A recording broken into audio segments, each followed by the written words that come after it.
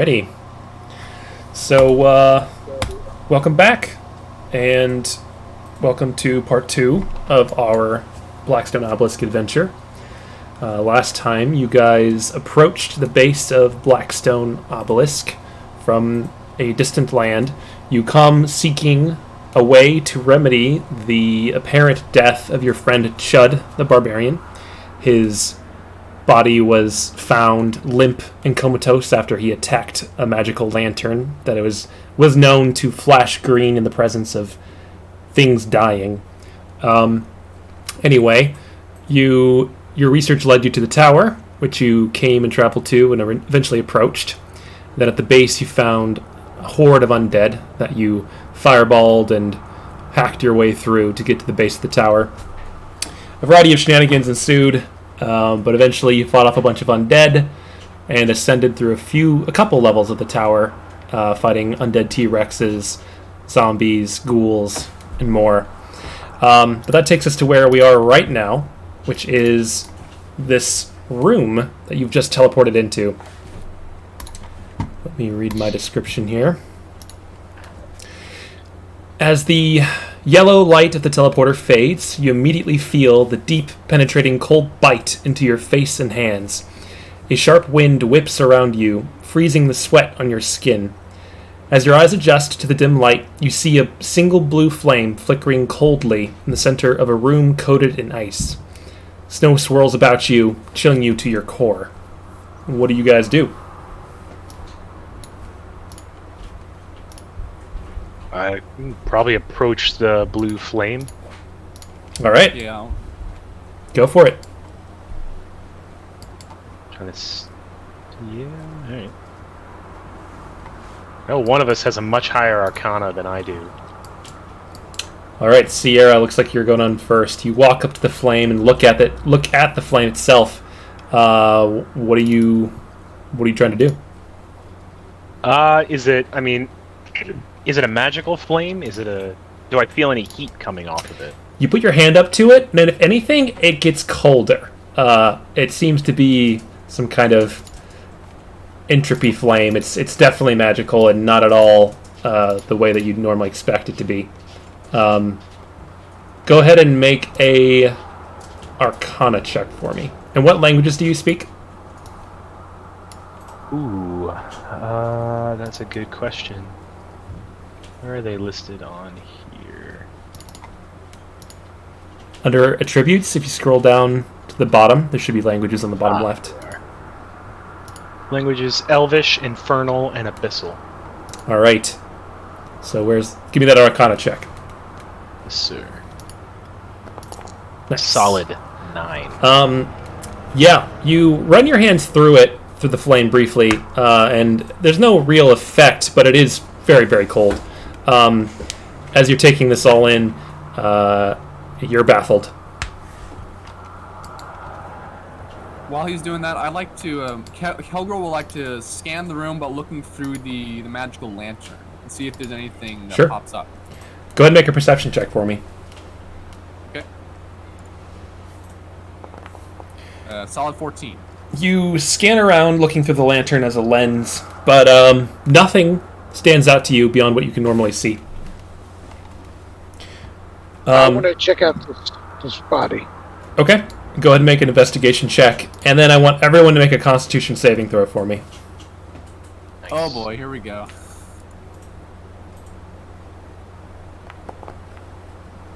A solid 25. 25. Yeah, you go over to the body.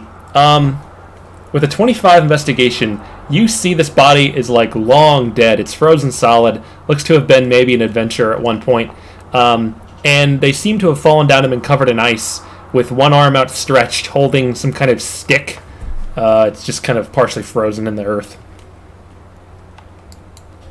If I didn't die with my 10 Constitution save, I will begin trying to chop the stick out and seeing if I can figure out what it is. Let's see. So 2015, Sierra and Kalul, you begin to shiver as the cold starts to set in. Everyone's fine for now, but the next round of checks, things are going to start happening.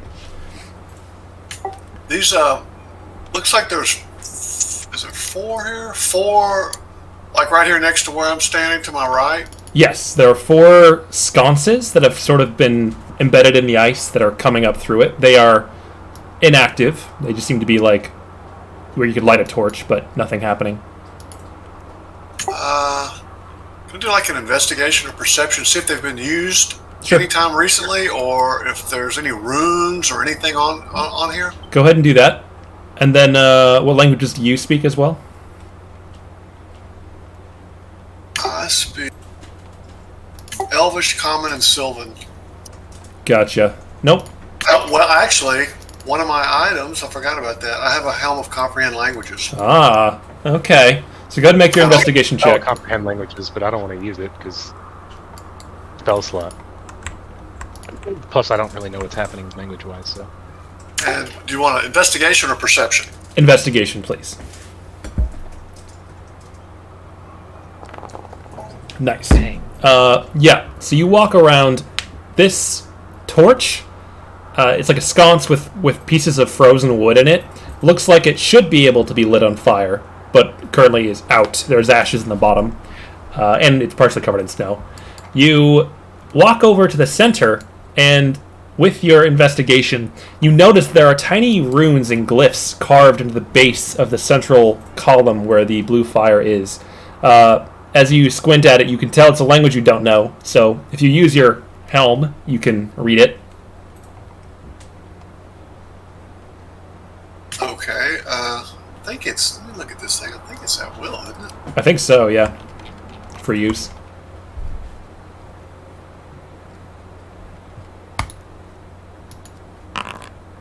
Well, it's not letting me open it. Let me Yeah, look on the... you can use an action to cast it at will. Oh, okay, it is. Okay. So yeah, Okay, it is an action. Okay, yeah, I'll use it. so you use that, and through the goggles of the helmet, you begin to see the words around the base of this fire. You walk around it, noting all the glyphs and reading it all. And it is written in Celestial, and the content of the main words around the base of the fire read, "The clock starts at 10:30." And then, in addition, around the perimeter of the base of the fire sconce, you see numbers engraved into them, series of numbers.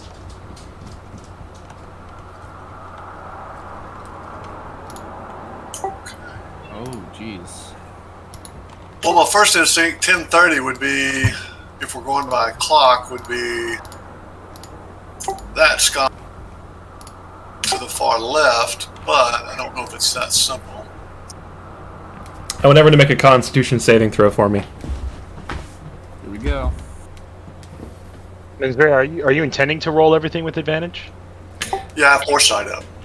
Oh, dang. Yep. Uh-oh. Ooh. This is some nuts. Oh, wow. Okay, so Kelgrel, you're still doing good. Mizrae, you start to feel the cold set in. And Kalul and Sierra, you take the full amount of 15 cold damage. Ooh. In response to that, I'm going to cast Prestidigitation on my gauntlets and kind of rub my hands together. Okay. In response to that, I'm taking one end of a rope, throwing it up in the air, and casting a rope trick. All right. What does that do? Creates an extra dimensional space that we can climb up into and at least get warm. Oh. That's freaking neat. That's handy. It lasts for an hour. That it does. You said these sconces have, you said they have acid in them, you said? Ashes, as in like fire was once there. ashes once there. Does it look like I could light one of these things with, say, a firebolt or something, or would it take a timber box? Go ahead and try. Yeah, I'll try a firebolt. You shoot a fireball into the sconce, and it bursts into flame for about a second before going out immediately. Okay. Are there in the sconces? Are there any leftover wood? Yes, there is wood there, but it seems to be a bit weird. It doesn't. It looks more like rocks, like petrified wood. It's just weird wood. Huh. Okay. Could I try Sacred Flame on that one instead? You Instead of a... dump some radiant light into there with heat, and it does melt away all the snow. The ashes kind of get puffed out, but nothing takes no fire. Kelgirl's gonna try and grab like a club of wood, and he's gonna go up to the brazier in the middle and stick the wood in the blue flame to see if it reacts. It immediately catches fire. It's got a blue flame burning. It doesn't convert to red like you would expect. Okay, maybe we can light the sconces with this. Then the question is, maybe the coordinates indicate a specific order it wants us to do it in, which is that's my theory. I'm climbing up into the into the rope trick. I was about to say, everyone make one more con check unless you're going into the rope trick to discuss this. Okay. Yeah, it's very cold from the last one, so she's gonna go up there. Once again, it's like negative 100 degrees in here. Kel is kind of used to the cold, so he's kind of tanking it for now. But let's see Don't how like that he's torch, doing Kel. now. 19. Goodness gracious. So if it says it starts at 10:30, I would think it is coordinates.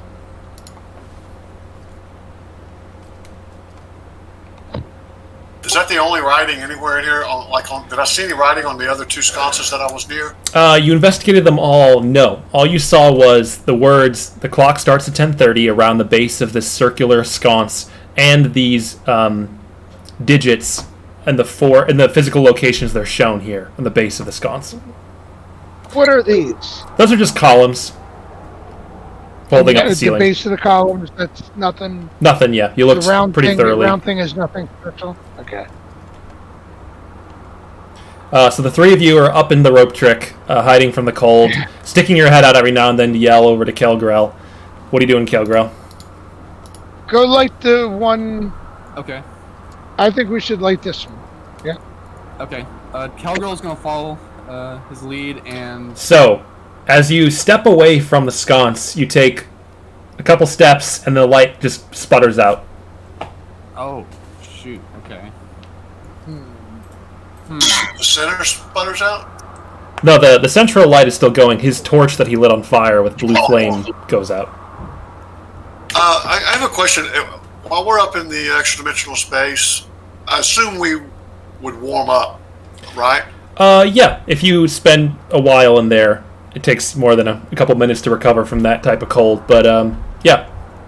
Do I get the feeling that if we spend a few minutes in here to recover from being chilled, I said to the bone like that we would not? I don't know. I guess it seemed like we had one round after we were exposed. Yeah.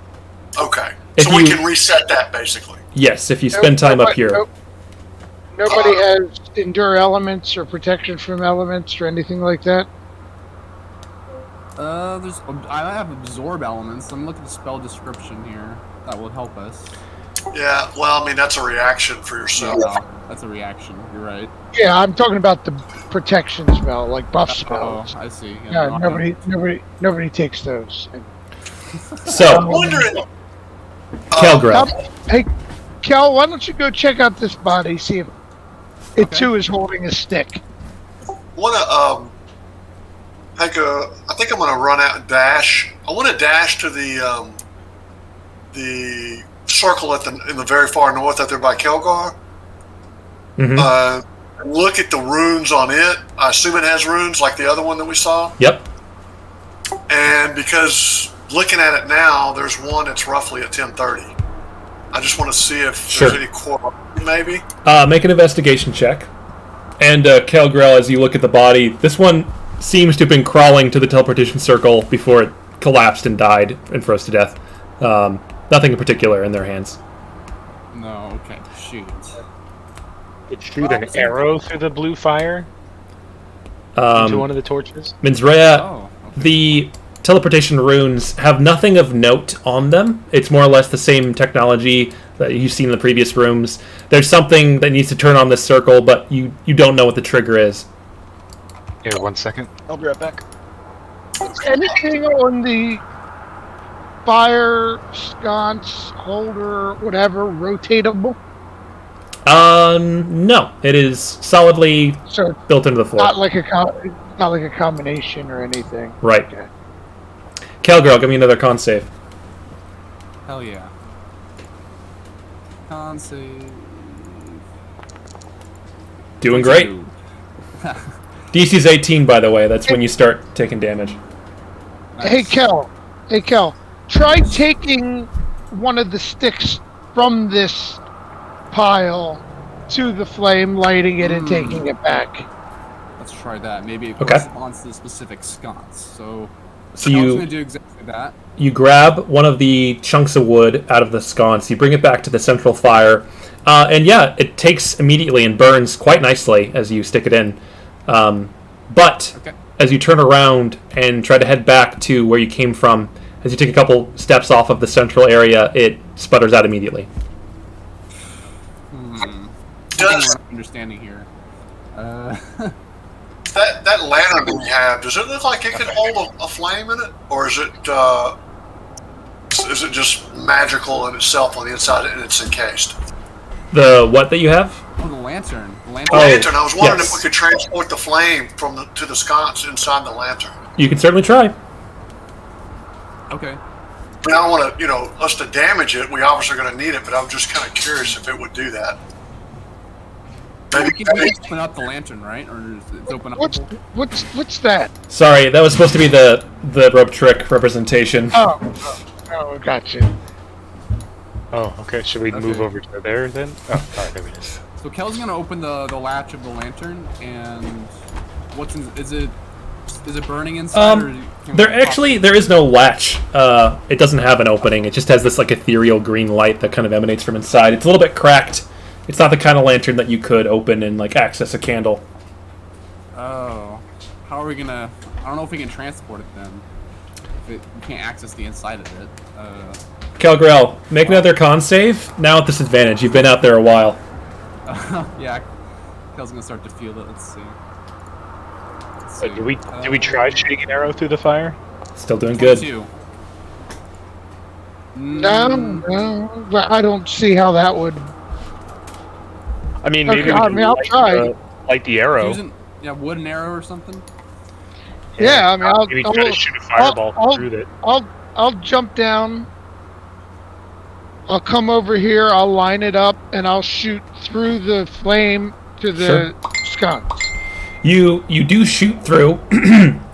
You see that like for a moment it seems like the flame catches on the wooden arrow, but then it sputters out as soon as it gets a couple feet away from the base of the sconce and flies across the room. Calgrel, make a Arcana check for me, or an Insight. Your Kelgrel, pick. can you push that thing? Me? Well, no, Kelgrel's out there. 24 Arcana. Wow. All right. You reflect on all of the information you currently have, which is you can light things on fire with the blue flame, but you can't seem to take them very far in the direction of the top left one. You know that the quote-unquote clock starts at 10:30, and you see these series of numbers around the perimeter of the base of this torch. These three elements seem to be the most important to solving this puzzle, but you're not quite sure how they connect.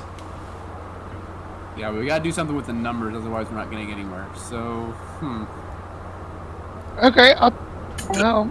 With a 24, I will also say the sconce itself is very round, and it vaguely reminds you of the shape of perhaps a clock. Yeah, that's what I was thinking too. And we rotate it? No, it we is already frozen answered to the that. base.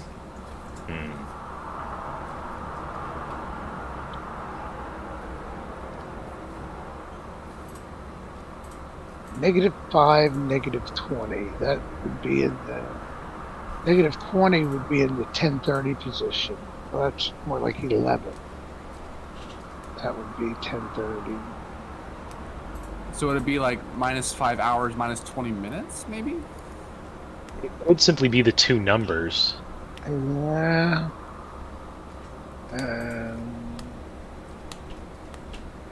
Another con Not save, sure Calgrel. Disadvantage. All right. Should probably so want to why get don't inside, you, why Kilgore. don't you climb up here and warm Oh, up? jeez, Calgro. Why don't you come inside the rope trick and reset the counter so you don't take any unnecessary damage? He still hasn't rolled below an 18, so he's fine at this point. Kelvin's right in there because he just wants comfy to. in there, so why not? Just Yeah, sure. Love it. How far did it seem like that we're getting away from the center flame before the flame goes out? About 5.5 feet. Oh, okay, not very far. Since you did it twice, I'll say exactly 5 feet. Let me look at numbers here.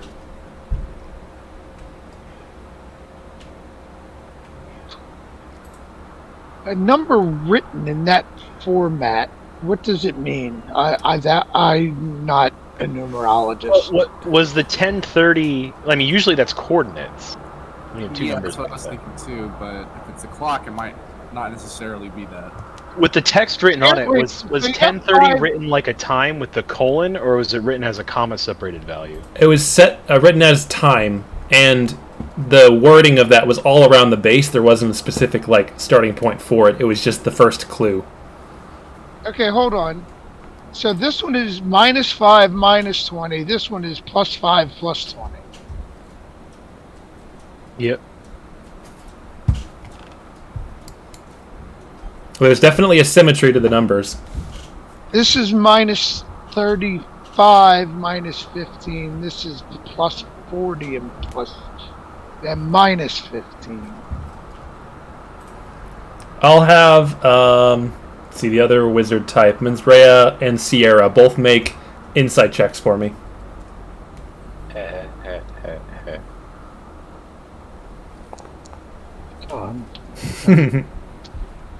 Sierra is rolling really poorly tonight.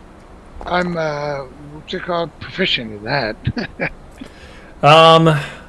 Yeah, it's tough. You guys are comfortable up in your little hut for now, but you get the sense you'll have to go out in the cold eventually. Eventually, we got an hour.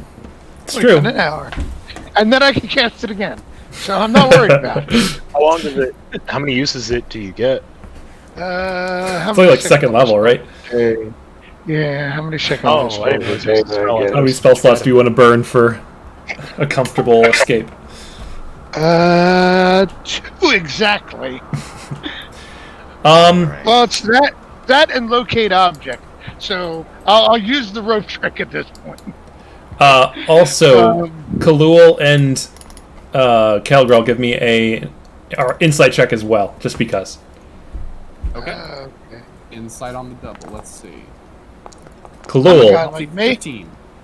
Kalul, as you study this from the distance, you also notice that symmetry, the -5, -20, +5, +20, and as you're looking at the arrangement of the sconces in the room, there's a symmetry to it as well that seems to line up somewhat with the numbers you see. Oh, okay. Hold on. Let's see. Like the distance from it? It's the number of feet. So, -5 feet would be 1 square, and -20 feet would be -20 squares. The only question is what direction. 4 squares. 22. Yeah, 4 squares. You're right. So if it starts at 10:30, so that means it would. I recommend using the measurement tool controls for measuring distance as a way to help incite movements and distances. But I don't understand what -5 would be. I mean, Would you have be, to have a coordinate system. I would assume left 1 square is how I would interpret that, and then -20 would be down like this way. So I would. Oh, you might be right. Yeah, it would go down to this sconce right here, I think, right? So it's giving us the coordinates for Wait, if most of them, but one of them is off. If that's it, I'm going to be really pissed off because that does not look right at all. Well, one of them, it's the minus 15, plus 15, minus 21 is off, though, right? Here, hold on. Let me try something. So, Cal's gonna take that wood that he got from one of the sconces. Yep. He's gonna go back up here to this Yep. coordinate. He's gonna draw the blue flame with the wood, It lights. and he's gonna go directly down this way. As you walk south, it stays lit. What? And he's gonna light this sconce right here. You light the sconce, and it comes to life, holding the blue flame. So that minus 15, or minus 15 plus 15, you have to go there Well, first. go back and and read and see if it says something I want to see different if again. there's any more writing appear on the. Yeah. Nothing changes. The only thing that's changed is the lit torch. So then I guess next would be this one. 20 or 40, 15. So over 40, minus 15. So go That would directly be to this. the right. But there isn't. Is there a sconce there? There's one there, yeah. You just can't see it from where you're standing because of the shadow of the column. Oh, okay. So, do I still have a lit piece of wood? Yeah, if you backtracked, it stayed lit. Okay. Well, Cal would have gone here, but then he would have gone around the other side. Okay. Once you step over there, it kind of goes out, but standing where you are now, you can reignite it. Okay, I reignite the piece of wood, Yep. and I'm gonna go to the left. So, 1, 2, 3, 4. Right here. Yep. The torch is still lit. Torch is still lit. Need to go And 8. minus 15. Okay, let me go one more. It goes out. Okay. Alright, let's try it again. So, So yeah, it should be directly above it and then minus. Because I think it's distance from. distance from that one square. Yeah. Yeah. Alright, so try it again. He's gonna light the piece Yep. of wood again, and he's gonna go move all the way up to this square. Stays lit. Then it go directly down. Stays here. lit. You ignite a second torch. Sconce. Now 2 torches Nice. are lit. He's gonna backtrack. It stays lit. Alright. Well, now I'm gonna go down here, and if it goes out, I'm just gonna attempt to reignite it. 5 Still and 20 on. would be 5 and 20 would be this one. Yes. Okay.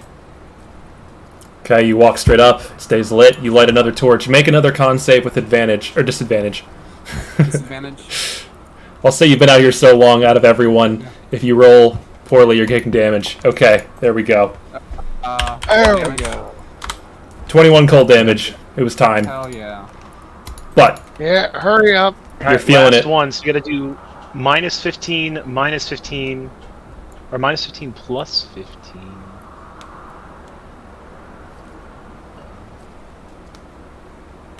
Wait, hold on. So, 15. Oh, okay. Yeah, okay. So go from there to here. Why is my pinging? alright. Kel's gonna take the lit piece of wood and go to this square. yep, it stays lit. Yep. Okay. And then go up 15, Go up, Stays lit. and then go left. and then I'm gonna go another spaces this direction, straight towards the sconce. Do you light it? Third. And I light it, yes. You light the 4th torch. As the last torch flickers to life, there's a grinding noise. They all go out, and the escape teleporter turns on a dull red. We drop out of the damn portable hole and run over to the teleporter. Kel's running over there because he is freezing his butt off now. All right, You already looked at the body? Cal, make one last Constitution saving throw. You don't have to do it at disadvantage as you run. Good work, though, staying out in the cold. Thanks, Cal. You're good. Man. Nice. Do you all jump on? Rolling well. Oh, yeah. Jump in. Kel jumps in. All right, you guys have successfully bypassed a puzzle room. Oh, we should have probably taken a short rest inside the rope thing. Oh, well, too late now. Oh well. Boy, I got another one. I don't Well, think yeah. a rope trick ever come in more handy than that. I'll be honest, I've never used rope trick before. So when you said it, I was like, I don't know what that is.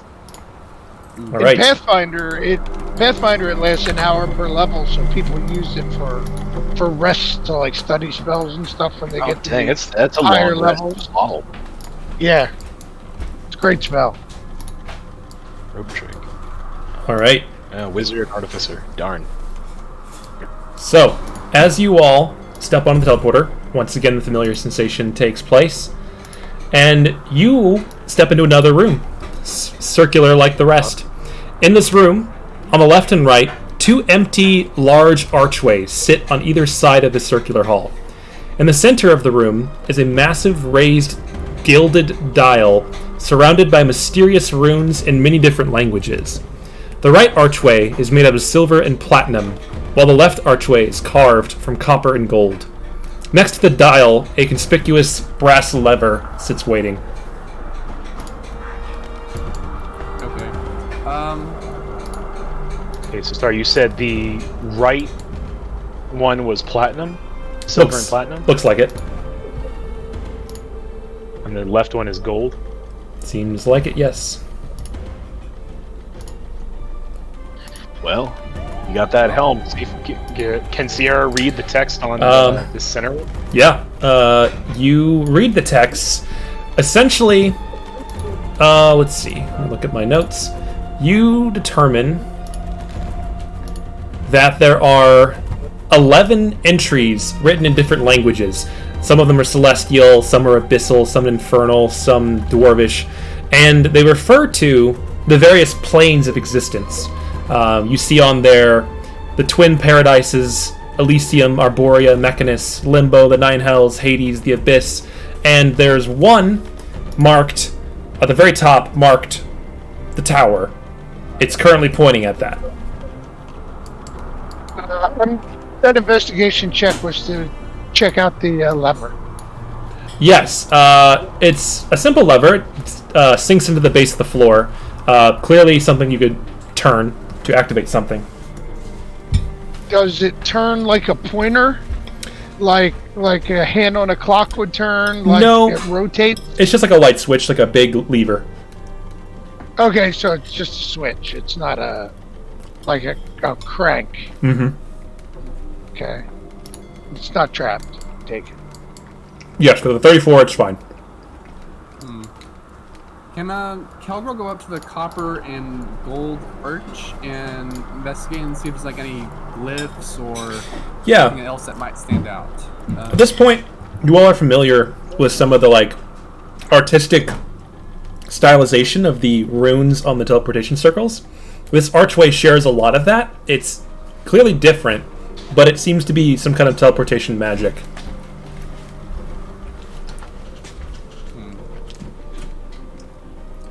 Sarah will look at the other portal to see if there's anything of significance over there either, or is it about the same? More or less the same. Okay. It is different, but the general vibe is the same. Anything different about the red teleport pad up here, or is it just like all the other ones we've More seen? the same. It's still active. I'm sorry? Is the teleporter still active or no? No. But it looks basically the same as the other ones. Yes. Okay. And what are these gold orbs on the corners of this dial? They're just light sources Oh, okay, got it. embedded in the floor. So does it look like we can turn or rotate this center one? It's very large. It seems like you might be able to, but it looks pretty heavy. Well, why don't we team up then?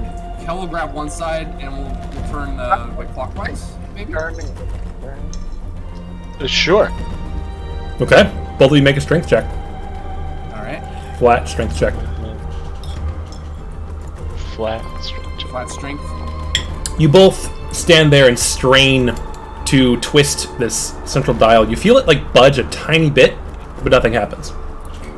Oh, stronger than Kelgro. He's still a little worn out from the cold room.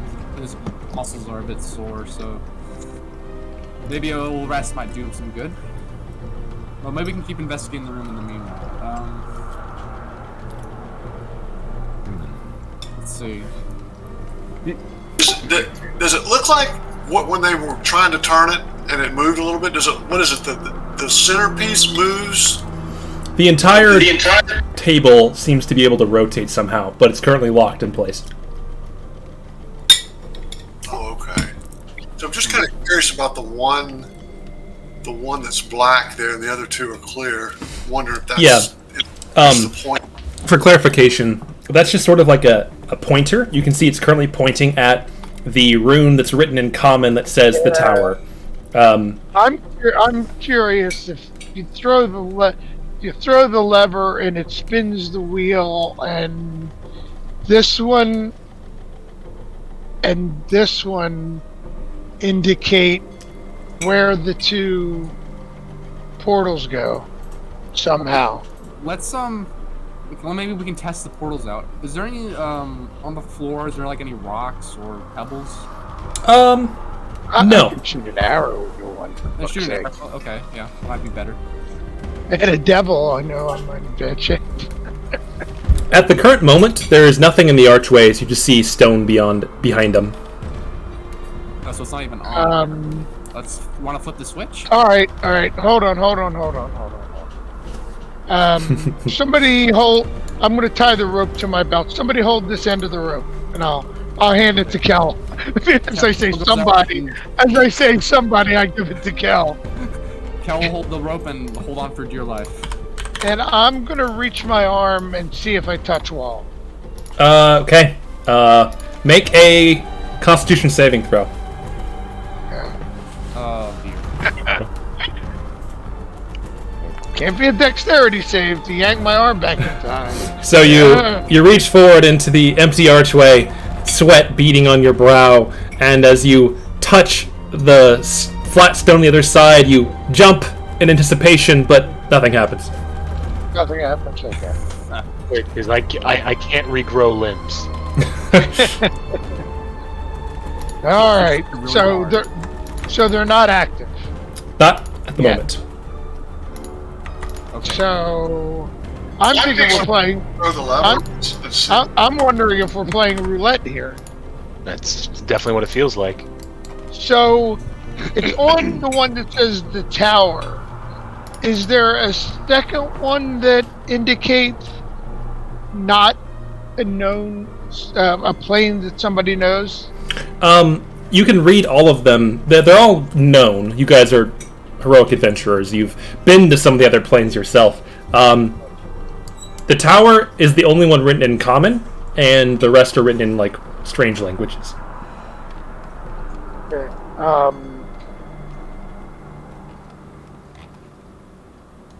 All right, here's what's going to happen. I already know. I got this figured out. So we're going to spin the dial, and we're going to spin it,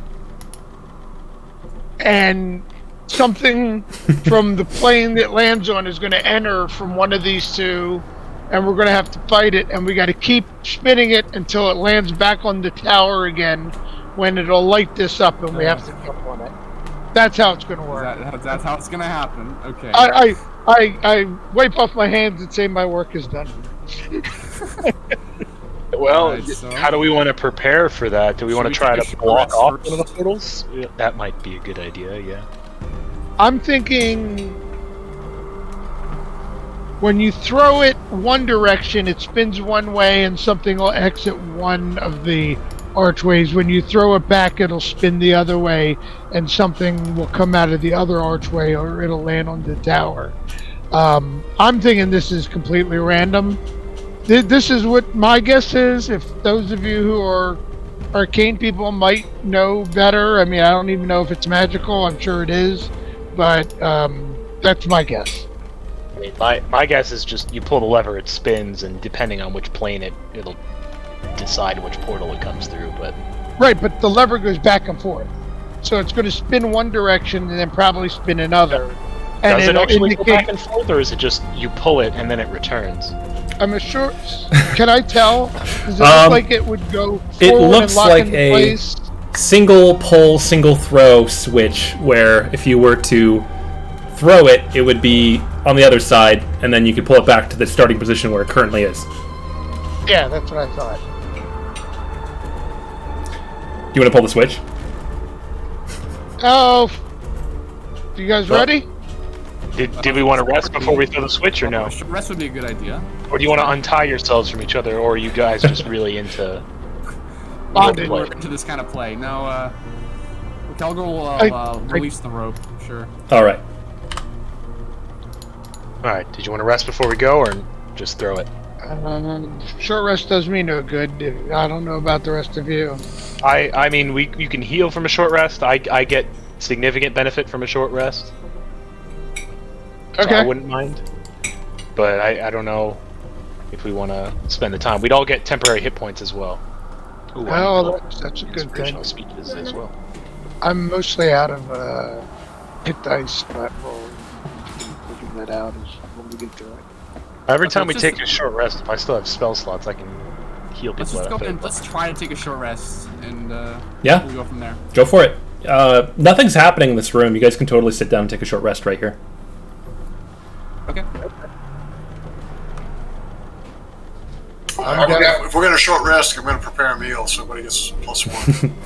Excellent. Yeah. Any hit die? +1 per die you roll. What are you cooking there?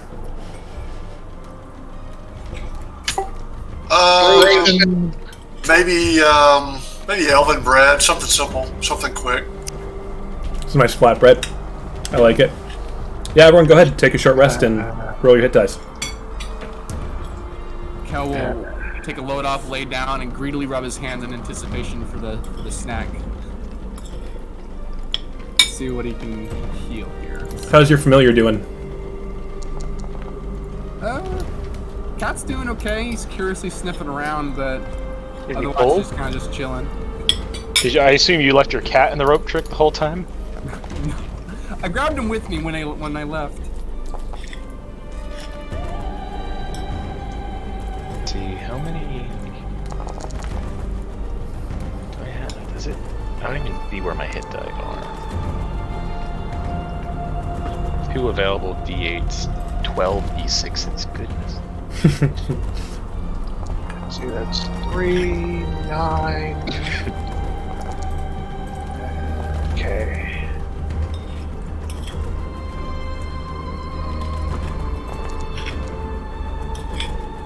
And you said we get +1 what for the each one we hell? roll. Uh-huh. Correct. Alright, I'm fine with that.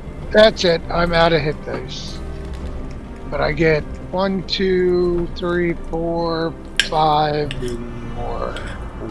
6 more. And you all get 1. I'm exactly at full. Nice. Plus your temporary hit points. Alright, let me find something good. Plus my temporaries. Which I think is 23 from Sierra, right? Yes, sir.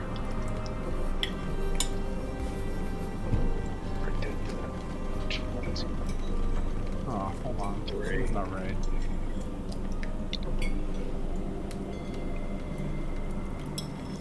Oh, I forget. I got Cure Wound spell too. I've got 4 potential first level spells too.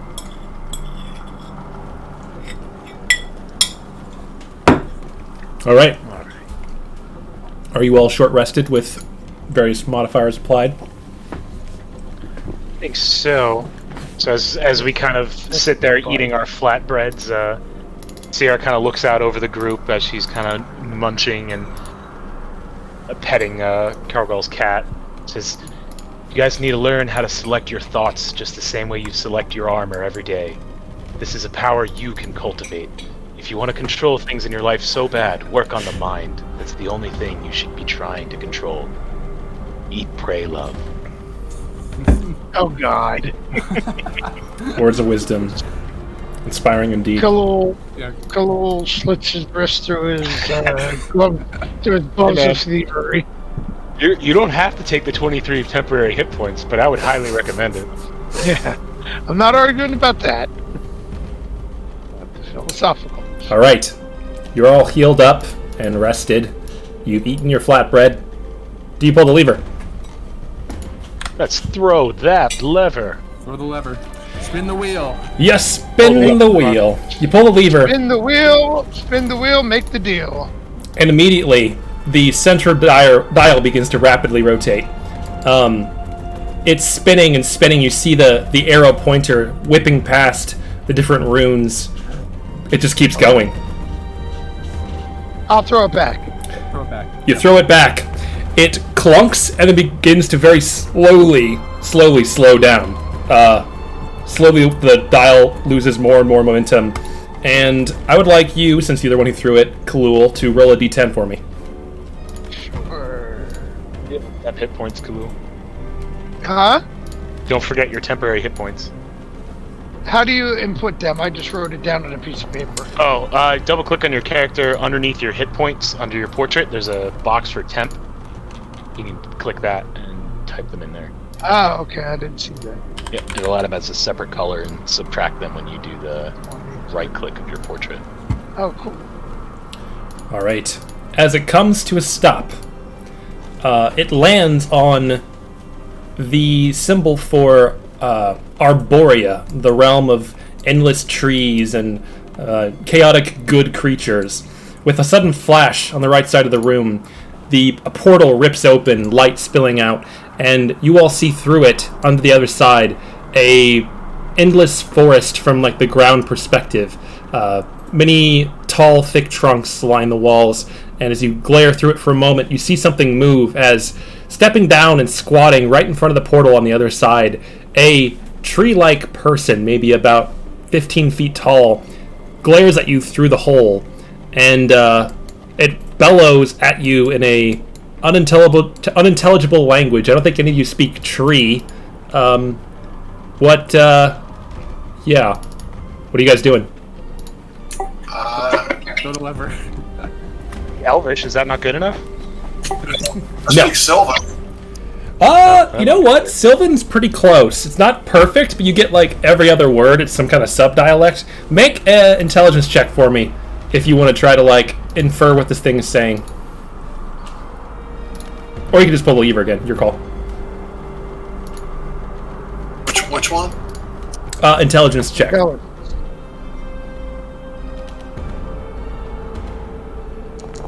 Nice.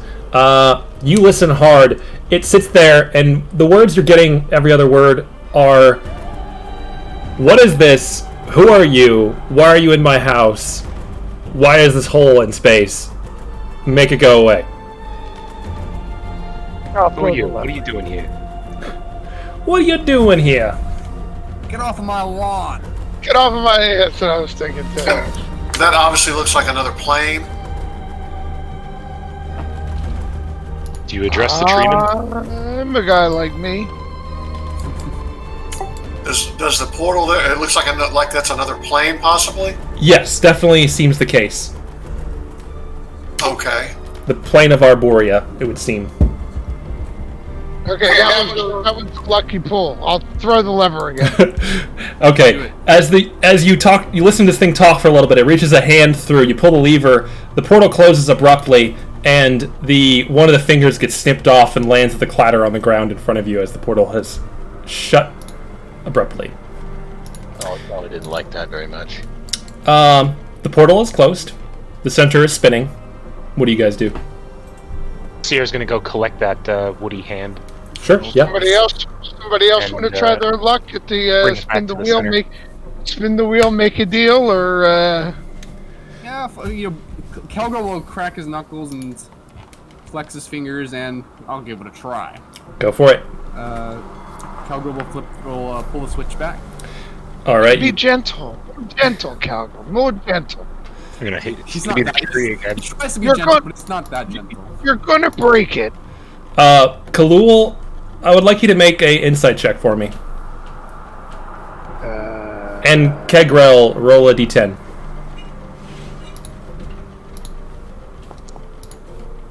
Boom. 28. As you watch it slowly come to rest on a new number, it lands on Arborea again. And this time, you hear shrieking and screaming as, bellowing and stumbling through the portal, a treant appears. Oh no. Okay. What was my 20? Yeah, with the 28 insight, you perceive that the amount of time that it spins after you pull the lever is consistent, and that if you were prepared and timing it, you might be able to pull it right. The lever again and stop it. Potentially. Okay, that's what I was thinking. All right, so we have Treant here. See, this is one of those things that like it's impossible to prepare everything, so I'm trying to find the right icons here. I know I have it. No, I've got it. I'm just impressed that we rolled the same one twice. Right. What are the odds? 1 in 10. I guess 1 in 100? No. Statistics are too hard for me. Yeah, you'd have to run because it depends. It would be getting tree one twice in a row or getting any 2 different ones twice in a row. Getting the same plane. Which I guess any one twice in a row would be 1 in 10, right? All right. I don't know. You guys need to roll initiative. Yes.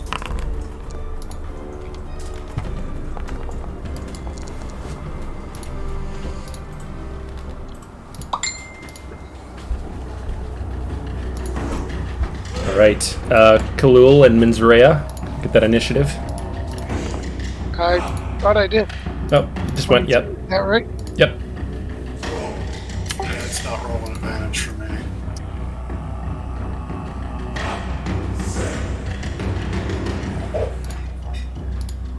For some reason.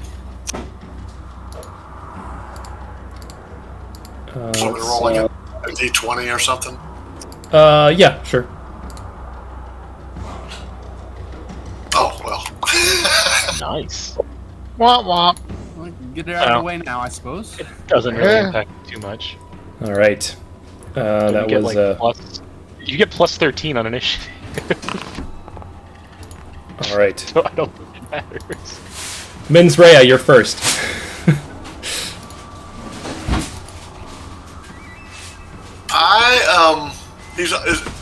I do a quick cursory. Is he missing a finger? Yes. You see sap oozing from one hand, and he's roaring loudly right now.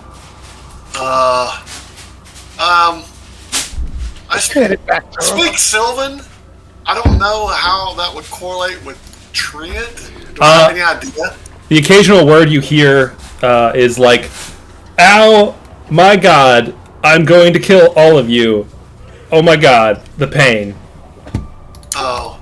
Well, I was going to try to communicate, but it doesn't look like that's going to happen. Huh? Nope, you had a chance. It didn't work, and you heard him. Now he's coming for blood. Okay. Feel a little more pain in the shoulder. If it helps, I can cast Mending. Yeah, I was trying to. I don't know if that's insulting to a tree. It doesn't look like that's going to happen with him. Okay. No, probably not. It would probably be really insulting for me to describe him as an object as well. See her out there objectifying trees. It's fucking tree beard. The last march of the Ents. Tree beard. I am gonna. I guess I'm gonna. I see it. Somebody with an axe behind me. Yeah. What are you doing? I'll bonus action blade song, I guess, and Okay. move to him. You get those back on a short rest? I think so. Or no, you have 6 of those, don't you? Yeah, you get just based on your intelligence, or is it intelligence? No, on your proficiency bonus. Yeah, Do you get them back on a short rest or a long rest? long rest. Oh, okay. This is your 3rd, I think. Yeah. I mean, it's like they get like a +5 AC. Yeah. All right. So you activate Blade Song, run up to it. Anything else? Yeah, I'm trying to get him targeted here. Okay.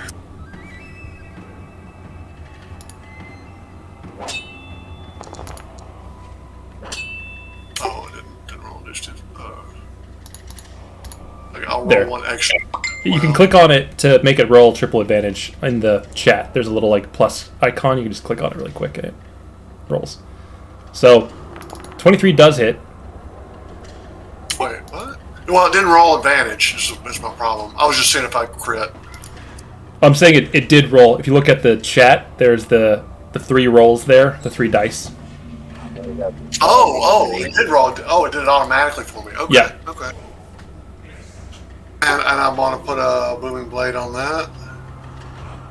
Okay.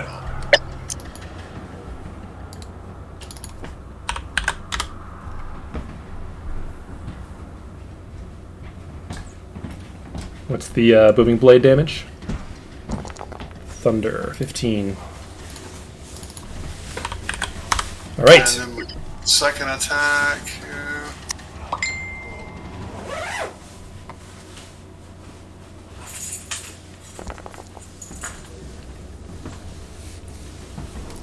All right. Definitely hits.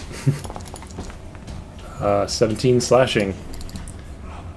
Okay, and then A cool 47 damage later. that's really all I can do. All right. Kelgrel. All right.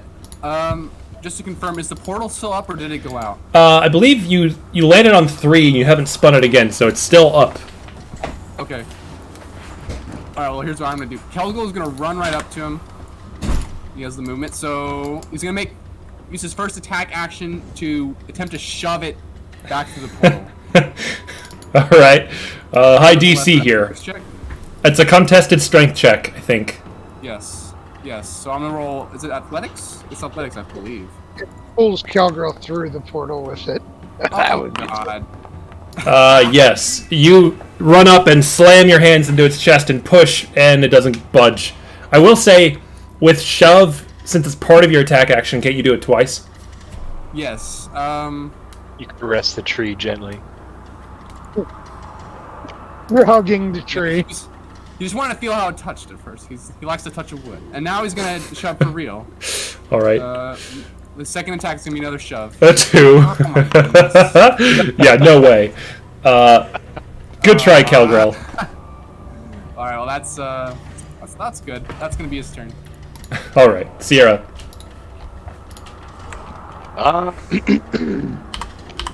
So single enemy, Sierra is going to hit him with Hex.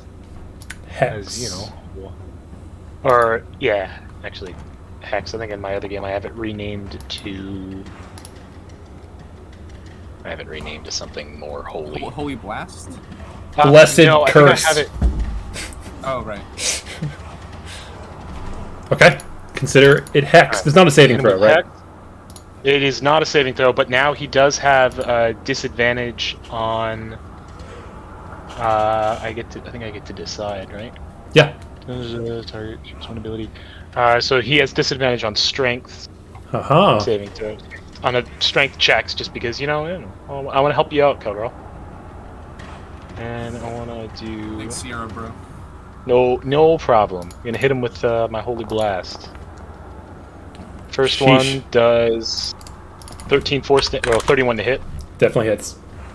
Okay, 13 force damage. Second one does 17 to hit. I say that does not hit. Okay. 21 to hit. That does. So 7 force damage. Does not. And 16. Okay, so I hit him twice. And then do you want me to roll Hex each time, or just do it with the roll that it gave it? We'll just do it. Does it apply to each attack or just once for the whole spell? It does each hit. Oh, nice. Yeah, that's a good stack. We'll just do 3 twice, so 6. Keep it simple. Okay. So 6. So 26 damage. All right. I am not going to move him. Okay.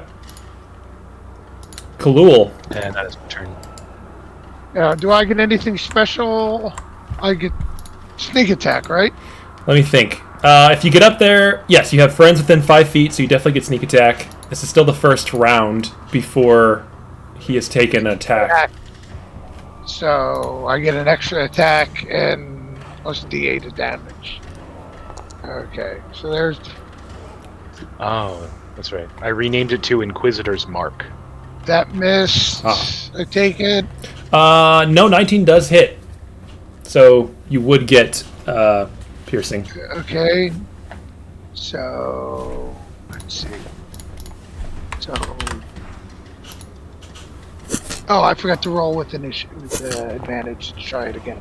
Just to see if I crit. No. Yeah.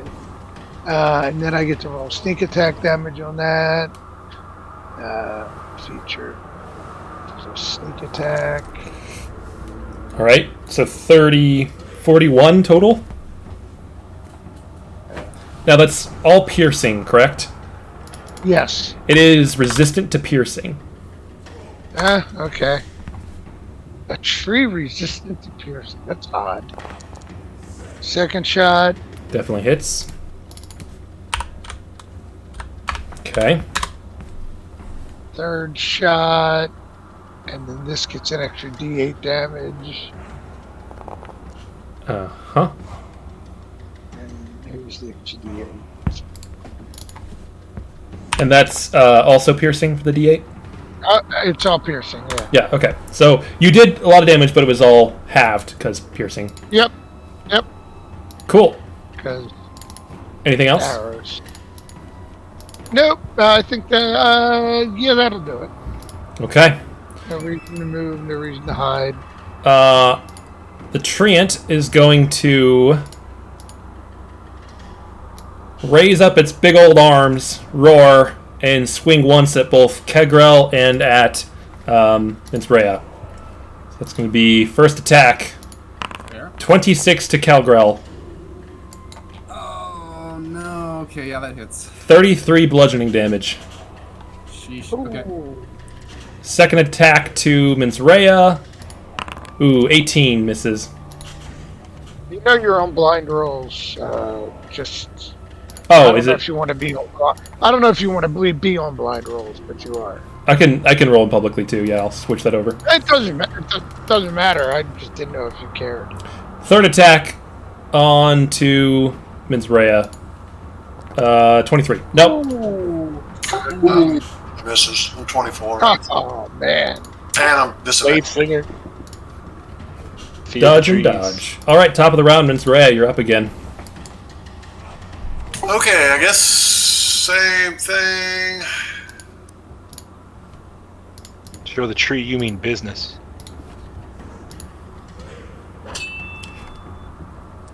So, for doing the scimitar, to keep things simple, there should be a way to just do it from the hotbar. I think it does it.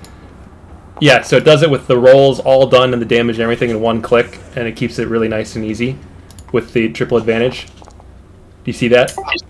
How did you do that? So if you've got your character selected on the top left, you go to your inventory. There's the HUD. That's where I'm clicking from. Oh, huh. Where it says weapons, scimitar speed, scimitar with blade song, +1, scimitar +1. Well, Oh, not from your character sheet, but from the HUD on the top left of the screen. yeah, Flyout menu. that's what I'm using. Okay. Huh. I Yeah, I wonder don't why know. yours did that. Mine is doing it the other way. I don't know, yeah. Whatever. We'll keep going. Okay. 27 hits. Okay, and I'm gonna put instead of a booming blade, I think I'm gonna do a green flame blade. Maybe he's vulnerable to fire. All right.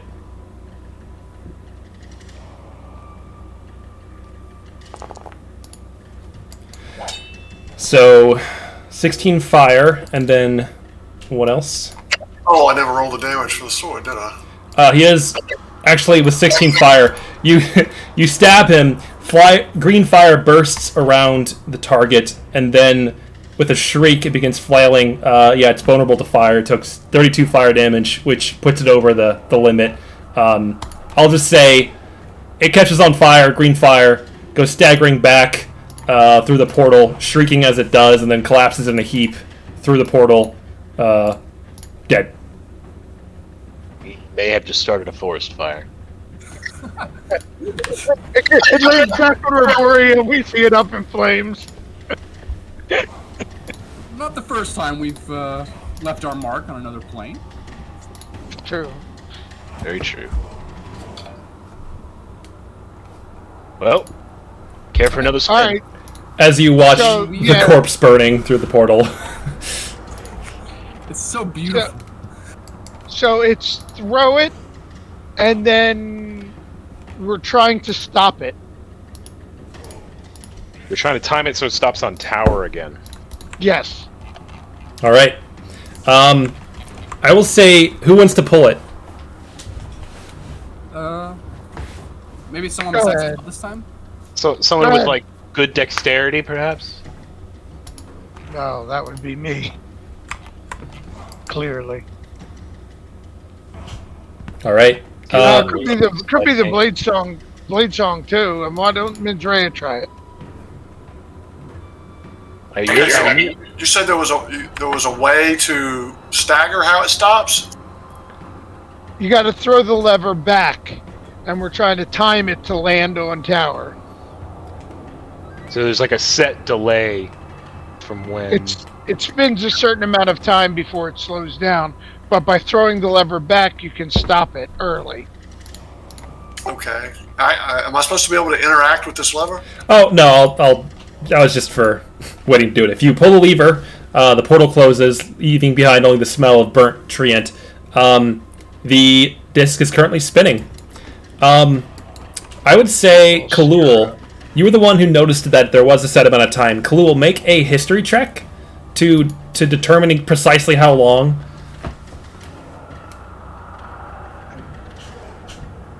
You're still twitching from Blade. You're still twitching from Blade Song, right?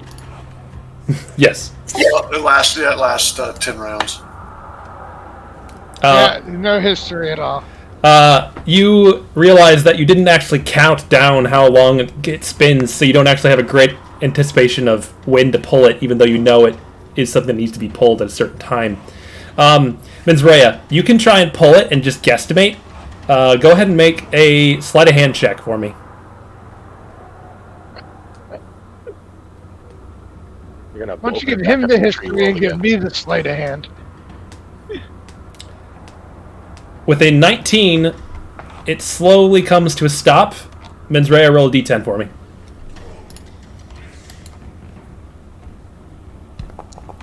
7. Something different. Something different. Oh, good. On the other side of the room, with a burst of orange and red fire, a portal rips open to... You see, as you glance down at the portal, the dial, it landed on the 9 hells. And on the other side, you see what looks to be a figure wrapped in bleeding chains that kind of writhe and whip around it as it turns and looks towards you all through these horrible bindings. It hisses at you in Infernal, and I believe some of you can speak that, but it says, "New servants for the Blood God." What do you guys do? Flip the switch. Yeah. Make a sleight of hand check to flip the switch fast enough. Oh, okay. I guess I'm the one who did it, so let me roll. This is... Oh. Oh, sorry. Oh. Yes, sadly, No, it was Medrea that did it. unlike the treant, this is a very hostile creature, and unfortunately, this does not succeed in flipping the switch fast enough. Diving through and into the space, a chain devil appears, and it's angry. As the portal behind it closes, you guys have to roll initiative again. Hell yeah.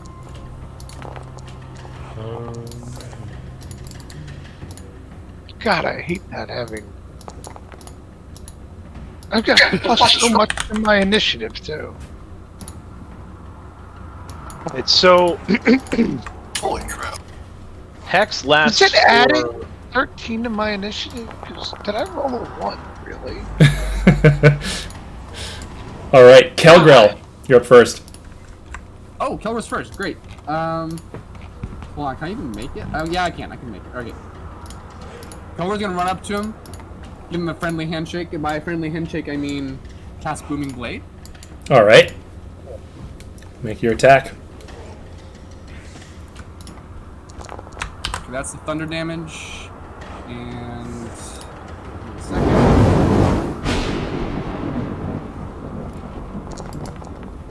20 to hit. That. Let me double check. Yeah, that does hit. Awesome. So that's 12 thunder damage, 10 slashing. Unfortunately, I cannot take an extra attack because I casted a spell.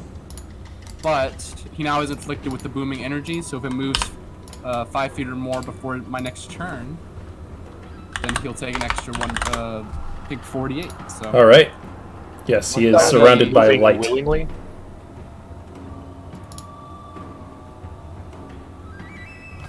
Somebody run up and shove them. Sierra, you're up next. And I'm not sure if Booming Blade triggers on willing movement versus unwilling movement. It's only a willing movement, I think. Okay. Okay. Well, so follow-up question to that. So Hex, by description, lasts for 1 hour, and it says if the target drops to 0 hit points before this spell ends, you can use a bonus action on a subsequent turn to curse a new creature. Yeah, you can just move it. We could. Are we? Do Yeah, you think I but can not. move it to him? Well, I'll let the GM answer. Yeah, I'm okay with that. Ended. It hasn't Not ended. like that. You didn't break concentration. Just because there wasn't another creature doesn't mean... I mean, it's technically... It doesn't say anything about other planes of existence, so, like, there's still a hexed corpse somewhere. You can shove it over here. Don't see why not. Alright. Do I get to change his ability at all, or no? As it takes place, you can pick the saving throw, yeah. Okay, so then we'll change it to Dex, and I hope I don't regret that one. All right.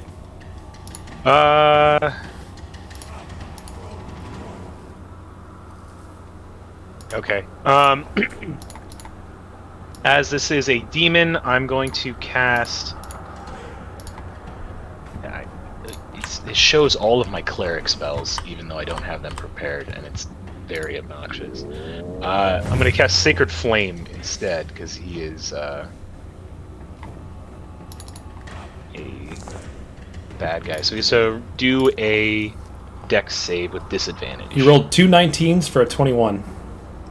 But he passes, so I think Nothing. Yeah, nothing happens. Sad. It's a bummer.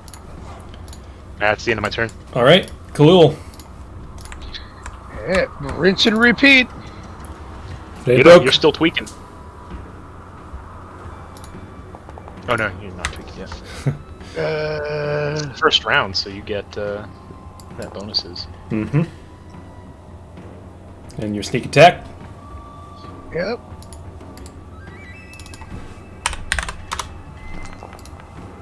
Oh, that's a nice roll. Nice. Yeah, you do some serious damage there. 41. First hit. Second shot. God, can't critical. But that's still pretty good. And third one. From now on, guys, remind me to hide before this happens so I can potentially get crits. I'll remind you. All right. That was a lot. That was, what, 41 plus 31? 72? Sheesh. Yeah. You definitely hurt it real bad. It's barely on its last legs. It's almost like you've done this before. Once or twice. All right. Menzraya, are you going to attack it as well? Yeah, it doesn't look like I can get there. It's barely on its 2 feet. It's like, it went from like, I'm going to bind you all in chains to like, oh god, I'm going to die. Oh, that's right. You only have 40 movement speed, but I don't know if that's enough. Yeah, that's what I'm moving 40 right now. I'm just out of range. And my only range attack is Flame Bolt, and it's probably immune or at least resistant. I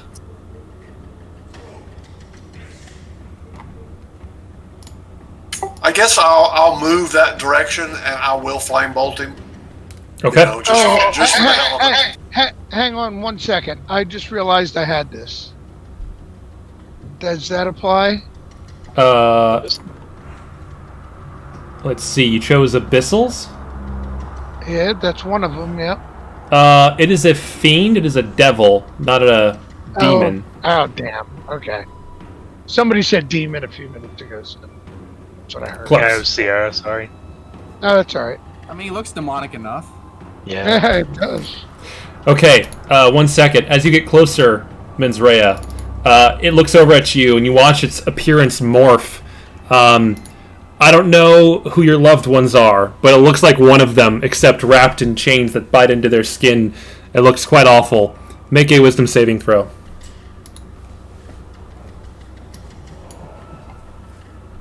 Oh, it doesn't do any extra damage in this game anyway. For a favorite enemy? Yeah. So, Menzraya, as you approach, you see this horrific vision, and unfortunately, you are frightened by this creature. Okay. So that means, let's see, how much should I move? I've got to move the opposite direction now. You can stay there if you want. You just can't attack it directly, and you can't get closer. I can't even attack it at range, can I? I can't remember right. No, I don't think so. Actually, is it disadvantage if you attack? Yeah, I don't think. I think you're just supposed to like run away from it. I can't remember. Looking it up really quick. I know there's like 2 different ones. It's disadvantage. Yeah, so you can still attack it. You just have disadvantage on the attack roll, and you can't get closer to it. Okay, so it'd just be straight up for me, I guess. Foresight. You shoot off a firebolt, yeah, and it counteracts. Unfortunately, it is immune to fire, and firebolt does nothing. Yeah, I figured. Okay. All right. Alrighty, well that's really all I can do, I guess. I'm assuming I'll probably get a save maybe next round, maybe. Okay. Its turn. It looks straight at Kelgrel, and you watch all the horrible chains start to unwrap and unfurl and like reach out around you. It's going to attack you 3 times with its chains. Kelgrel sort of growls as he tries to dodge the incoming chains. Alright, so Kelgrel's going to try to save from the first attack using his arcane deflection. So he actually saves from the first one. Okay. Or not actually the first one. Sorry, I guess would be metagaming, but I was going to aim for that 21. That's the first one I saw. Okay. So let's see. Your armor class is 20. In order, 18 would miss, 20 would hit. Yeah. Would you block it when it would hit? I can only save for one of the. So I won't block the 20, I suppose. I mean, yeah, just take 19. It's hardly a difference. Yeah. Okay. You get sliced badly by the hooked on ends of these chains, and it lashes itself to you and kind of hisses in your face and says, "You will join me in eternal torment." Your turn. Make a wisdom saving throw. Oh, hold on. I took how much damage for that? 19 slashing. 19 slashing.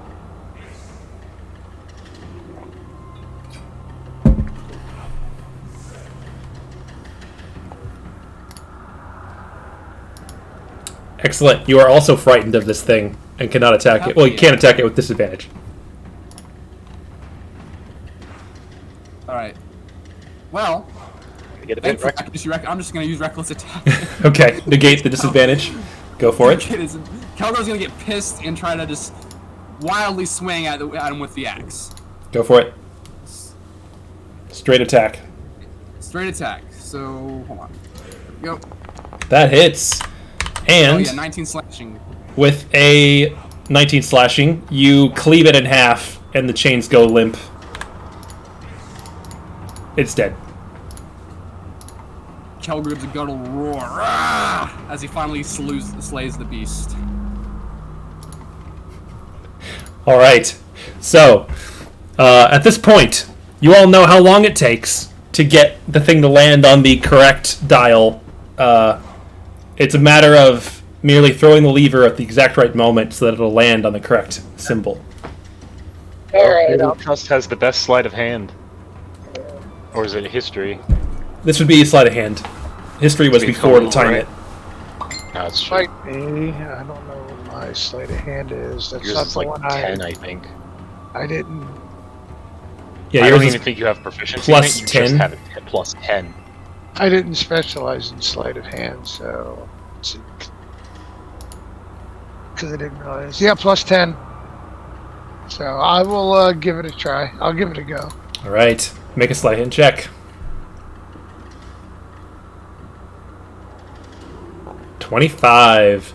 You wait until you watch it go around 2 or 3 times. You pull the lever at the exact right moment. You watch it spin and come into a perfect stop on tower. You watch as the exit portal hums to life. Hurrah! Let's all hold hands. Hippity hoppity. Next floor is our property. All right. Well put. You leave and go to the next floor. Next up is level 5. Or sorry, level 6. We already did level 5. dreaded level 5. Yes. This one. Oh yeah, Fog of War. Darkness. That's what I like to see. All right, 1 second, actually. Let me modify a couple things here.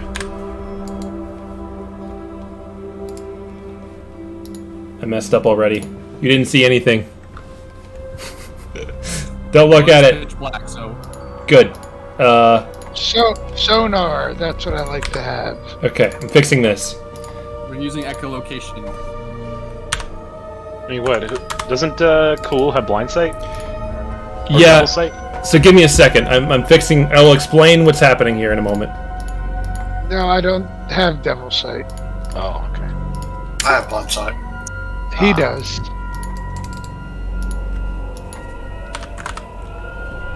Did you take Devil Sight with Warlock? I did not. You did. Okay. I don't. No, I had to take other stuff. Okay. So. And GM, Yep. reset your fog of war because we can still see outline of the. There we go. There you go. There you are. Okay. Sorry about that. I forgot that. Yeah, for this scene, I want everyone to have low visibility. So, as you land on the intro circle and get your bearings, there is a dense, rushing fog all around you. It swirls, seemingly like moving upwards at all times. It is heavily obscured with some kind of smoke. This is not. It is dark as well, but it's not so much the darkness that makes it difficult to see. It's the opaque smoke that's flowing through the space. As you take all this in, there's also a strange kind of pulsing in the air. I'll say, especially you notice it, Burstman's Rhea, there's this pulse through the air, and all of you feel your magical weapons seemingly grow heavy for a moment. Minsrea, your blade song stops. Sierra, Hex is negated. In fact, everyone, any magical effects that you currently active are negated and dispelled. This seems to be 8th level dispel magic pulsing every 6 seconds through the space. That's very rude of them. Oh, that's not nice. Well,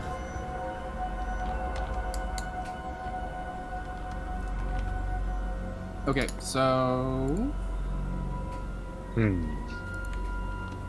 how are we gonna figure this one out? Well, okay, so we can see in our immediate area, correct? Yes, I will say basically everyone but Kelgrel has 10 foot of dark vision, basically, within the smoke. Kelgrel, you're basically blind unless you want to, like, have someone else lead you. You can also cast light on your axe, but immediately you get snuffed out 6 seconds later. Yeah, because it got dispelled. Shoot. Okay. He's a sitting duck. Kelgrel's gonna meekly ask someone to guide him through the darkness because he can't see shit. I light one of my torches. The torch does light. It allows you to see normally. It isn't dispelled, but you can just get 10 feet of vision with it. Let me.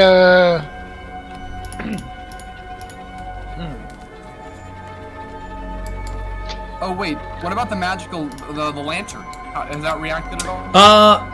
You pull that out. It does seem to like flicker in the same way that your magical items do, but it doesn't seem to have any other interaction here. So it doesn't look like it's been dispelled or anything? No. Like your magic items, it hasn't been destroyed. It's just under temporary suppression, and then it goes away. I see. Alright, so Kelgrel can at least... no, who doesn't have dark vision? Kalul? Only Kelgrel. No, I have dark vision. Oh, only Kelgrel doesn't? Alright, well, I hand Kelgrel the torch as well. Okay, Kelgrel will gratefully accept the torch and follow the rest of the party. I'm gonna go ahead, guys. I'm gonna go a little bit ahead. Okay, now... You do you. So, as you step over there, Kalul, Oh, wow. being very stealthy indeed, you notice that all around this entry platform where you appeared, there's actually a ledge, and as you walk over to it and look over, you see this fog rushing upwards from below, rushing past you, and you get the sense that there's a very large depth below. You can't see it, you can't gauge how far down it is, but something about the absence of something in front of you just makes you feel like it goes very deep. But I paused it, sorry. But you do notice that there is a singular walkway to the top left that seems to be going deeper into the fog.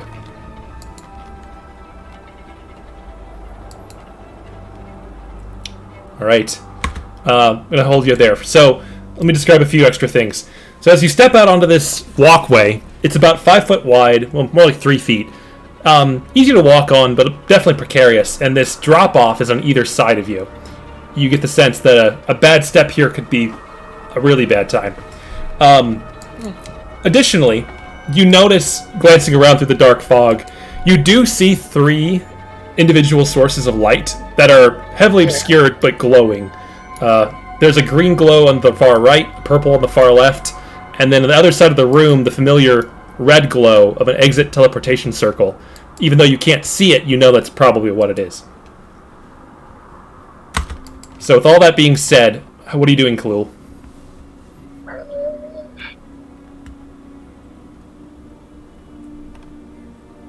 I'm going to step back off the ledge, and I don't see so there's not one way to get to the green one here. So there seems to be only one way, correct?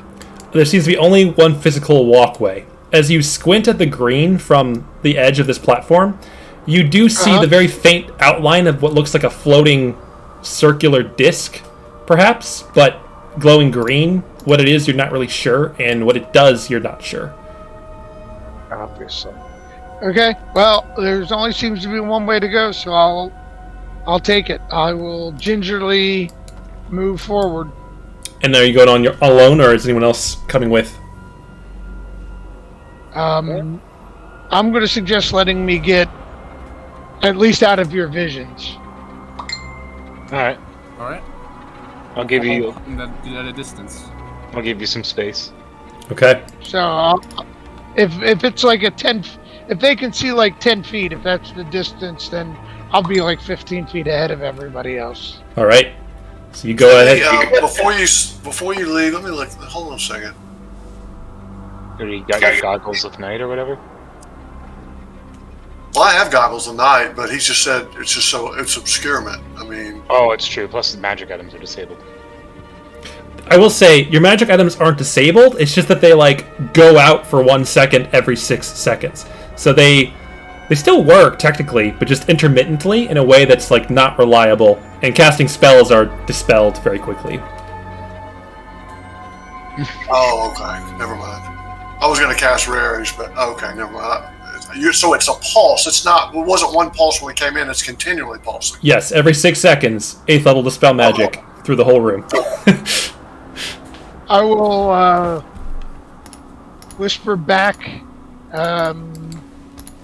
15 feet, turn north. All right. You go there, you whisper that back, and the rest of you hear it. But Khalul, you don't just hear the echoes of your own whispering. You hear other whispers from below. Make a wisdom saving throw.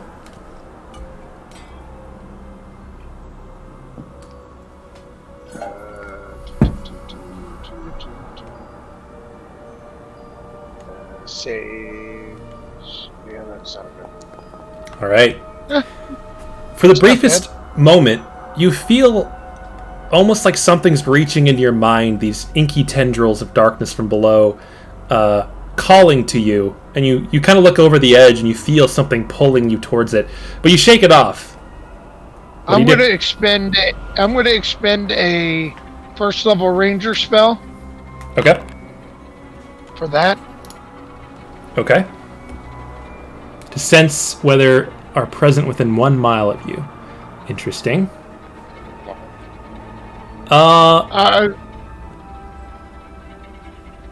So yes. There's a lot of undead within 1 mile of you. There are plenty of aberrations. No dragons. A couple elementals. some fiends.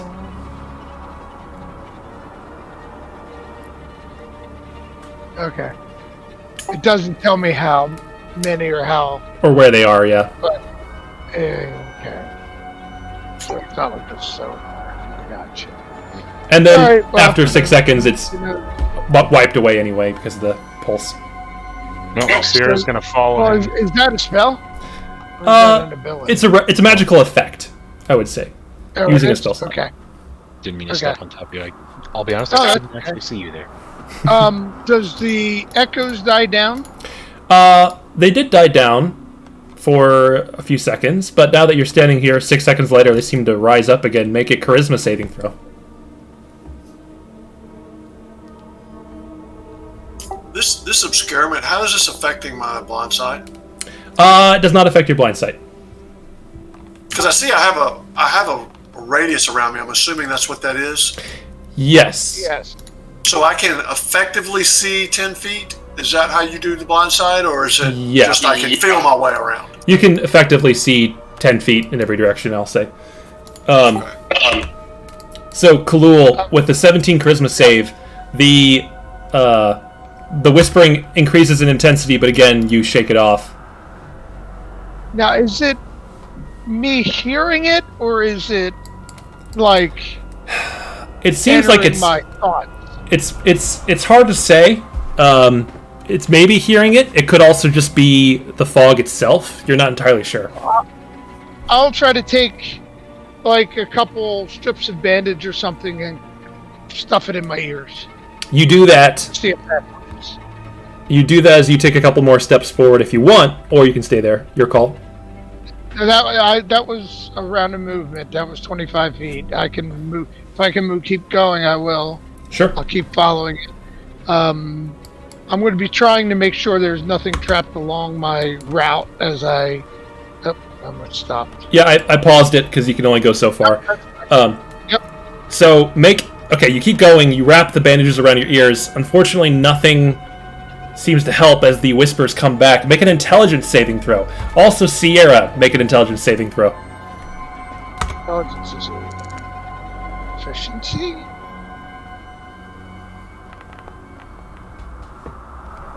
The 317 saving throws for you, Kalul. You're doing pretty Yeah, good. I see that. Um, Magical number. Sierra, however, as you get out there with your friends nearby, you feel the strangeness starting to reach in and take over. Roll a d8 for me. Find out how the monster works.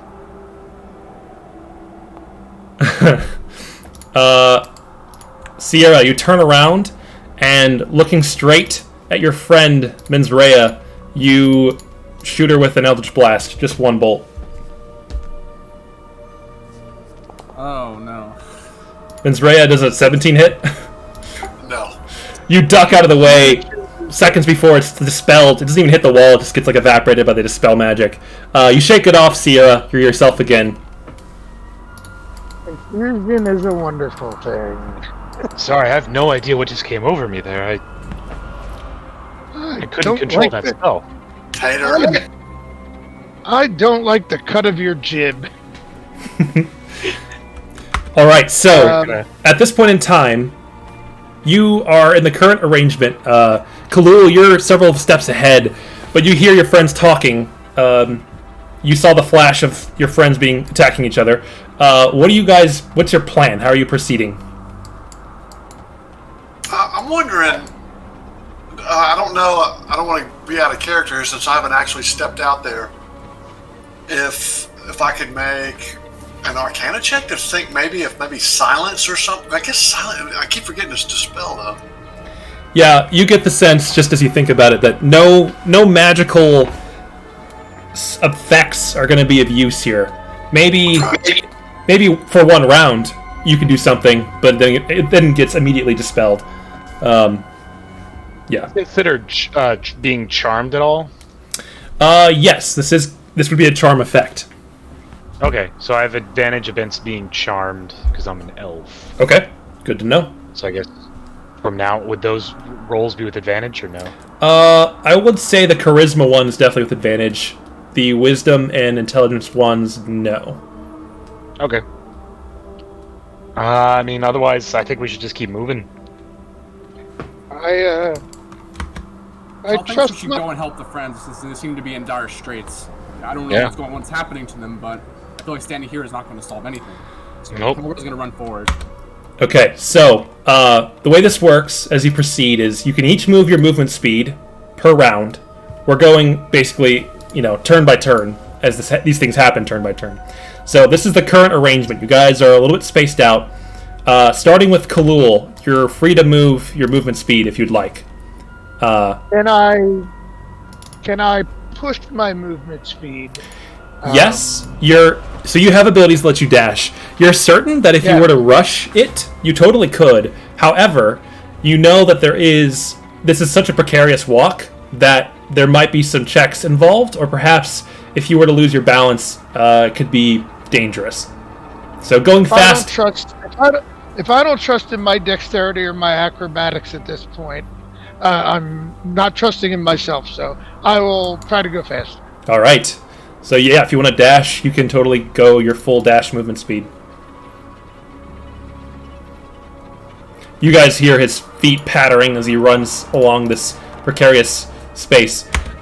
Looks like I found a solid spot. Yes, you find like a widening of the path. However, as you come around that sharp bend, make a dexterity saving throw for me. Running at full speed. Dexterity save, not an acrobatics up. Yep. Okay. 18. It's still the rogues. Yeah, you pass, even though you did skid and like a little piece of it broke off on your foot. You're now running forward into this open space. How much more movement do you have? A lot. Let's see. That was 1, 2, 3, 4, 5, 6, 7. Right. Yep. So I get total of 12. So 5 more. All right. So as you run in a straight line across this open space, you feel the ground crumble and erode and fall away beneath your feet. Make another dexterity saving throw.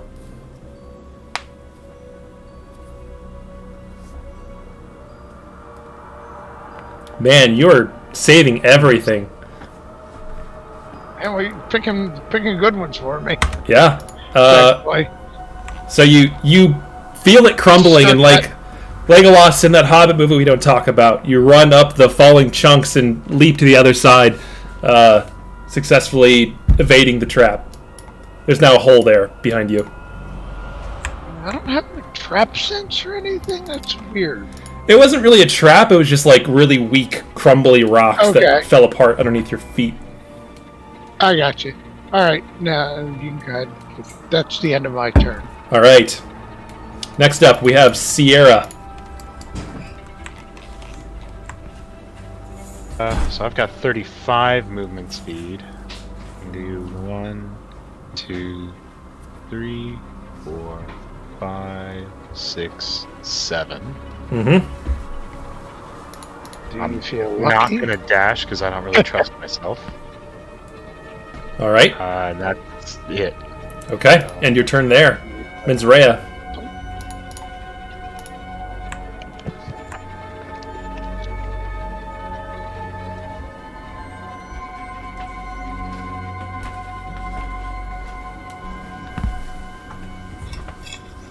And that's it.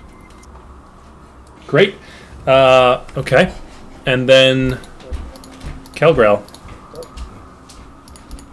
Kelgrel's just gonna dash for it. Excellent. So, since he has both mobile and he's barbarian, that's 50 feet plus the dash. That's 100 feet of total movement. Oh boy! Okay. I will say, as you come rushing up behind Menzraya is directly blocking the path. You will have to like jump over her or knock her off as you rush past. Would I be able to like stop right behind Her her? legs. Yeah, you can stop right behind her. I don't think you need a dash to do that. That's true. There won't be a dash in that case. I'll wait. I'm not gonna risk that. That seems, especially since it's a corner. Yeah. I'm not confident I can land that jump. So All right. I will be dashing at least. Okay, so you get up to right behind Menzraya. No dash. At the end of the round, I want everyone to make a wisdom saving throw, as you're now deep in the fog and its strange effects are reaching you. Is this only charismas with advantage for me? Mm-hmm. Oh, Cal! Oh no. Okay, Menzraya, you're good. What did Kalul roll?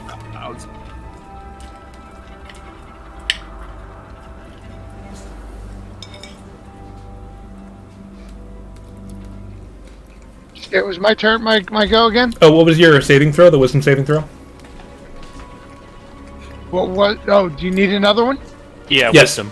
For everyone now that we're in the Okay. fog. Oh, okay.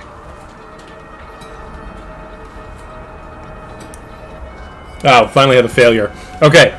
Wow, 3 of you. Roll a d8 for me, those of you who failed. I do like these die buttons that are by the chat. That makes things a The lot dice easier. tray? Yeah. Yeah. All right. Oh, actually, I just noticed that. Nice. 'Cause I always have to type it, and it's really hard to do on mobile. Okay, so let's see. We have, starting with Sierra, you rolled a 3. Sierra, you just black out for a little bit and do absolutely nothing. Next round, you have half movement speed. Alright. Kelgrel and Kalul, same thing. Boy. You black out for the round, and next round you have half movement speed. Nothing happens otherwise. Okay, top of the round. Kalul, you're up next. You have half movement this round. Make a wisdom saving throw, or a dexterity saving throw. Make 2 in a row, actually.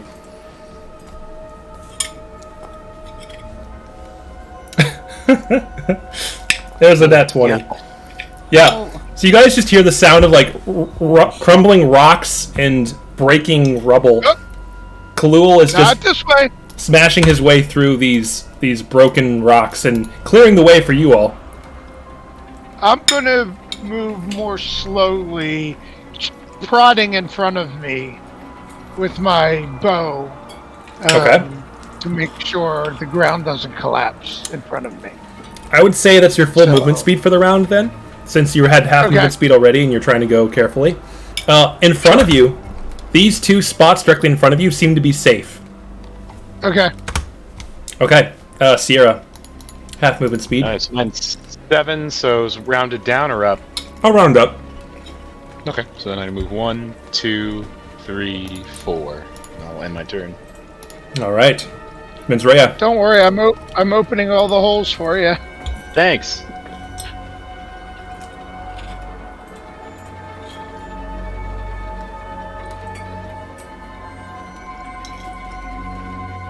That looks like a bad spot. That looks like a bad spot. All right, is that your turn, Menzraya? Yes. Okay, Calgrel, half movement. Okay. So, 5 squares for you. 2, 3, 4, 5. Mm-hmm. Goodness, I have Yep. 50 movement speed. Okay. End of the round. Everyone make a charisma saving throw for me. Sierra, you have advantage. Huzzah! I got 30. I got it. 7. Okay. But it's not to work. Everyone except D8. Sierra, roll a d8.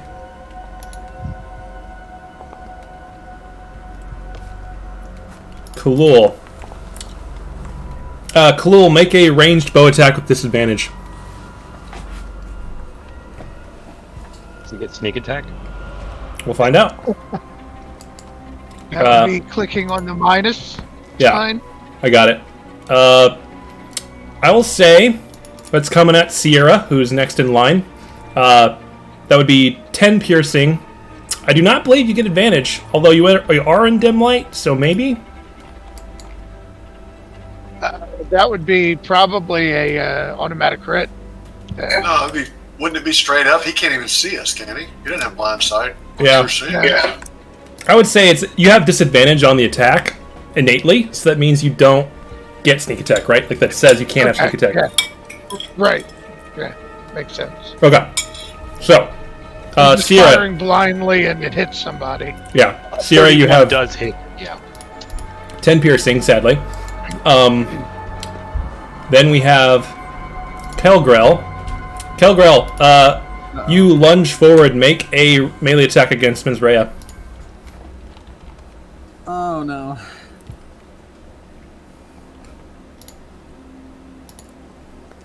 Oh my Jesus. Excellent.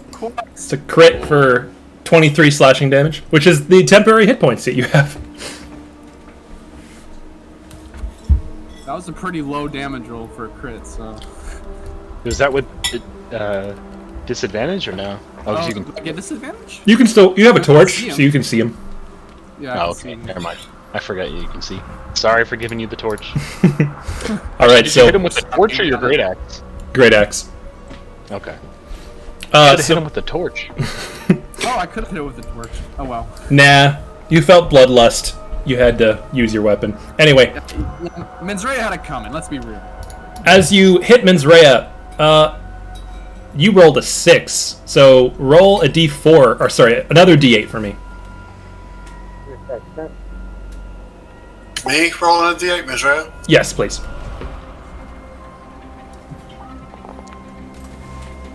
One, two, three. Cool. Calgrel, as you finish hitting Minzrea, you shake it off, and you watch as Minzrea turns 90 degrees to the left and walks straight off the platform into the abyss. Can I make a reaction, like save him or no? Yes. Save her? No? Make a dexterity saving throw to try to grab onto Minzrea as she jumps off. Oh no, dex save. Hey, 21. So, you reach out, I'll say you grab onto, like, the back of her, like, whatever that upper part is that she's wearing. I don't know. You pull her back on at the last second, and Minzrea, you come back to your feet dangling over the abyss, but being yanked back onto the platform by your friend, even though you have a gaping slash wound from a great axe as well. He just gave to you. Be careful, don't wander off the edge like that. Dangerous. Very dangerous. All right, top of the round. So, yeah, the blood axe, the axe is dripping blood, and not even paying attention to that. It didn't take any hit point damage. It was all temporary. That was the ghost. All right, top of the round, Kalul. I say back into the darkness, I'm going for the green. Cool. And I'm going to take this one square at a time. Never just let it be said that I don't learn from my mistakes. Yeah, you tap slowly. They all seem clear. Well, that looks like an ledge, though, doesn't it? It is, So it looks yes. like I gotta go back this way. 4. All right, this one. Oh, You push Right through on the this- floor with your bow, and it crumbles away beneath your arrow. Give me a dexterity saving throw. I'll give it to you with advantage because you were prodding. Yeah, you're good. You jump back and avoid it, but you do notice there is another walkway about there where you could be going. I'm gonna try going around then. 5. Oh, sorry. 5. Oh, God damn! Make another dexterity saving throw with advantage. And that's gonna be it for my movement. Yep. 22. That's barely enough, but yeah, you prod and explore that entire little. Alright, that's Cul-de-sac. it for my, Yep, it's gonna have to be through this way, I guess, or else I'm gonna have to jump over. Alright, go ahead. Sierra. I've got full movement speed. Yep. So 1, 2, 3. You see the big hole there from your friend. 4, 5, 6. Oh, just that. Too late. You did it. You step into the hole. Make a dex save.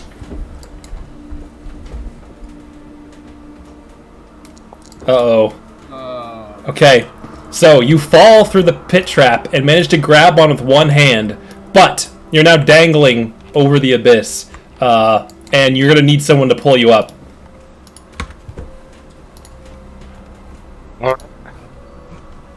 Okay, you're currently stuck there.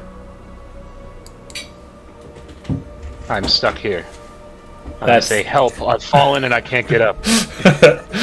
All right, Mens Rea. Good thing you have life alert.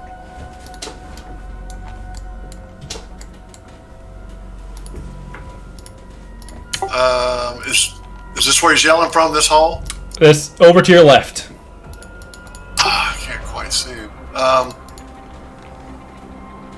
Can I? Since I can pretty well see 10 feet, can I partially dash? Like I don't know how I would describe that. Move a little quicker, but I don't want to run and fall off the side because it's only 10 foot of vision. Does that make sense? I guess, would it take an action to pull me up? I would say yeah, that would be the one thing you would do. If you want to dash this turn, you can move double speed. There's not going to be a penalty for dashing in this open space, but you wouldn't be able to pull them up this turn. Well, I guess what I'm trying to figure out. I have a rope of climbing, but I can't see him. You see what I'm saying? So I can't tell. I guess I could command the rope. Into the darkness? I would say. I don't know how that would really work. If I command the rope to. I can't see what I need to take it though. The rope has its own magical abilities. You could certainly try and use it, and we can roll for it. Okay, I'll do that. I'll command it to. I'll hold one end of it. I guess tie it around my waist or whatever, because I don't see anything else to tie it off to, and command it to Sierra, which I'm thinking is about northeast. Yeah. Make a intelligence check or perception, your pick. I don't know what's higher. Perception. Oh my god. I will say you throw the magical rope out, and just as you throw it, hoping it'll go towards your friend, the spell magic pulse hits and it goes limp. It just flops on the ground in front of you, and it comes back afterwards. But for that moment, it didn't seem to work. Oh, I forgot about that. Okay. But I get the sense that it'll work again, but then not work, that kind of thing. Yeah, it's still there. It's still enchanted. It just kind of goes out. It's very unreliable. Okay. Okay. Going back to Kelgrel. Alright, Kelgrel's gonna keep moving. He's gonna take a normal move action. 3, 4, 5. Okay. If you want, you can step around Mens Rea here. You're just going to be on the edge. Actually, instead of doing that, this is only if Mens Rea wants, but Kelgrel's gonna take out some of his rope, and Kelgrel doesn't want. Says, "I don't want you to go flying off like that again. Why don't we tie ourselves together, and in case one of us falls off, we can catch each other." Yeah, that's fine. Yeah. You're Alright. hearing this because I have fallen off. Or it'll keep me closer so you can whack me again. Well, Mens Rea is right in front of me. I can't see Sierra, so one thing at a time. Save ourselves before we save our friends. That's my motto. All right. At the end of the round, everyone make an intelligence saving throw after you tie yourself with a rope to Mens Rea.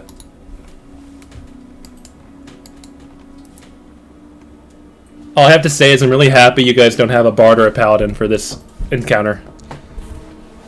Oh, God. Wow. Mens Rea passes with a 16, but everyone else fails. Oh. Oh, jeez. Ooh, Sierra. Okay, everyone roll a d8 for me. So if I fail a saving throw, I can roll 2d8 and add it to it. That's right. That's a ability you can do. I'm gonna try because I don't want to. Let go. 9 my rolls. 9 plus 9, so 18? 18. Yeah, with a sudden burst of divine inspiration, you bypass the save. Favored by the gods. Alright, so Kelgrel and Kalul.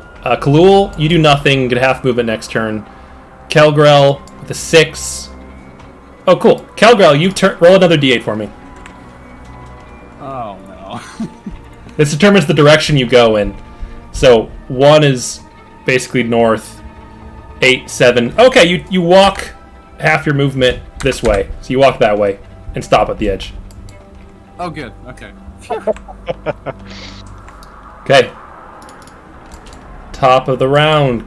Khalul, shake off the strangeness.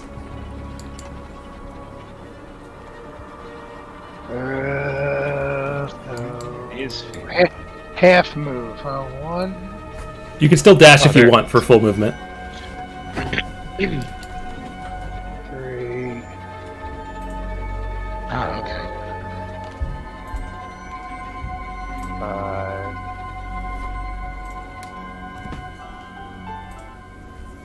5. 6. Okay. I'm gonna use That's half a double dash. All right. Yeah, you didn't encounter any further holes. You get to there. Looks like that's the path. Seems like it, Path yeah. that I saw. Okay. Okay, Sierra, you are dangling from the hole. If you want to try and get up on your own, you can make a strength check to pull yourself up. That'll be all your movement this turn, though. Nope. You are still stuck. That armor is heavy. Yeah. I Okay. rolled terribly in here so far. Yeah, this is going rough for you. I only get one of those per short rest too, so Menzraya, you're close. You've got your rope. help. Okay. Do I get the idea that If you want to just use your action, you can just pull her up. No problem. No check needed.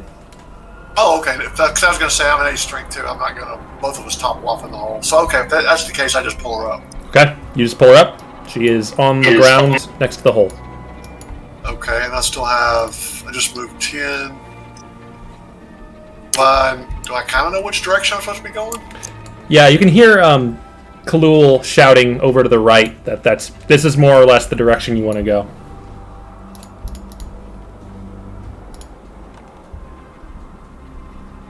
All right. Make a dexterity saving throw. God.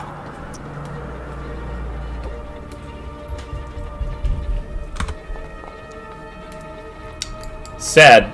Menzraya, after you pull Sierra up and confidently walk forward, you fall into the hole, and with the rope and Sierra right there, Sierra, make a dexterity saving throw. This will determine if she is pulled back from falling in at all. Yeah, 15's the DC. So, despite crumbling, you pull her back with the rope, and she does not fall in. All right, Kelgrel. All right, Kelgo's gonna move. 1, 2, 3, 4. Let's see.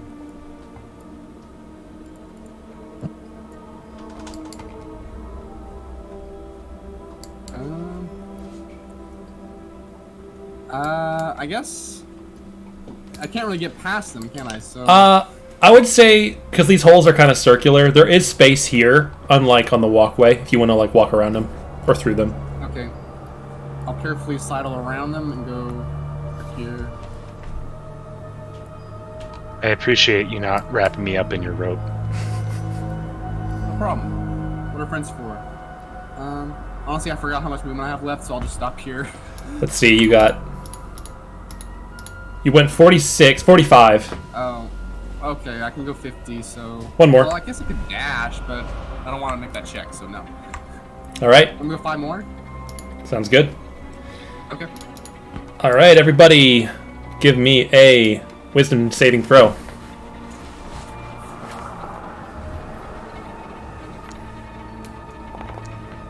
All right, Kelgrel and Khalul, roll d8s. Oh, No yeah, one? I got a 4. 4. I got a 3. Yeah, both of you do nothing, and your movement is halved next turn. Okay, Khalul.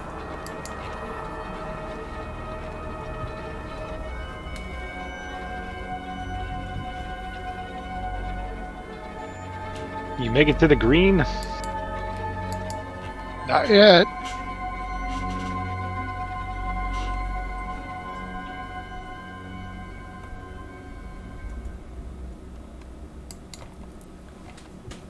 Let's see. What's your movement this turn? 6 again if I'm dashing. Yeah, 6 squares. sounds good. That's it. I think you can do one more. I'll let you do one more. Okay. Okay. Sierra, you are out of the hole. I'm almost there. So 1, 2. Oh my god. Make a dexterity saving throw. Dicks. Sad. Okay, you fall into a hole and you're hanging on for dear life again. Help, guys. I haven't even taken an action yet. Oh man. I will let you, since you went like 2 squares, I'll let you make a strength saving throw to try to pull yourself out. Just for expediency. Oh, there we go. Twice. First one was a 5. You, No, first one was a 5. Oh yeah. Oh, oops. I accidentally clicked it twice. Sad. Nope, you're Sorry. stuck. Benzrea. I guess Can you help me again? you pull Sierra out and dump them on the nearest available safe spot.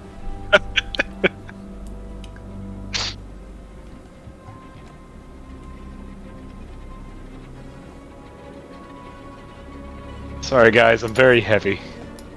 Let's see. You can go on a diet. This plate is very heavy, guys. You can lay off the elven bread. Apparently. All right, and then Calgrel.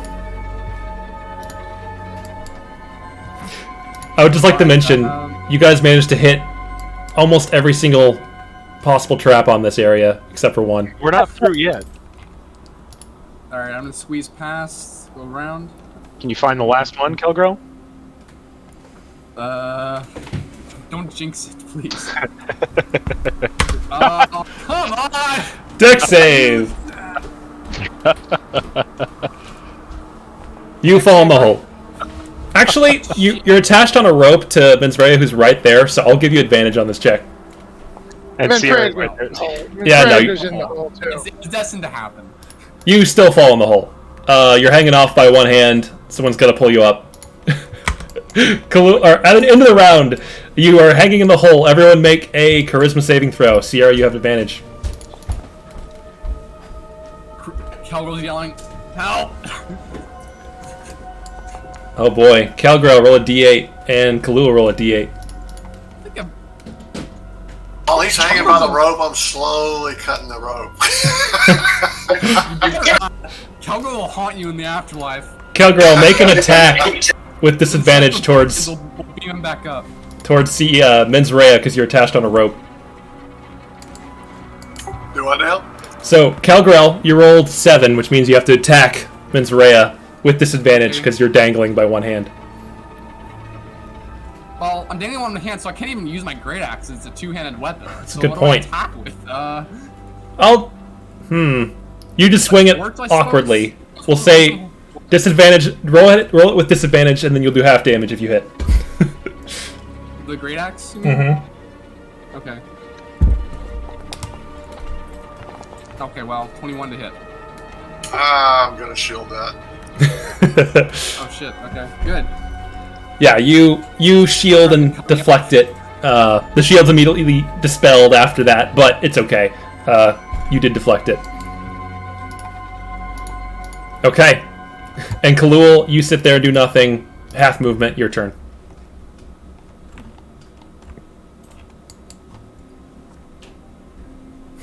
Congratulations, you hit them all. No other group has ever gotten all of them.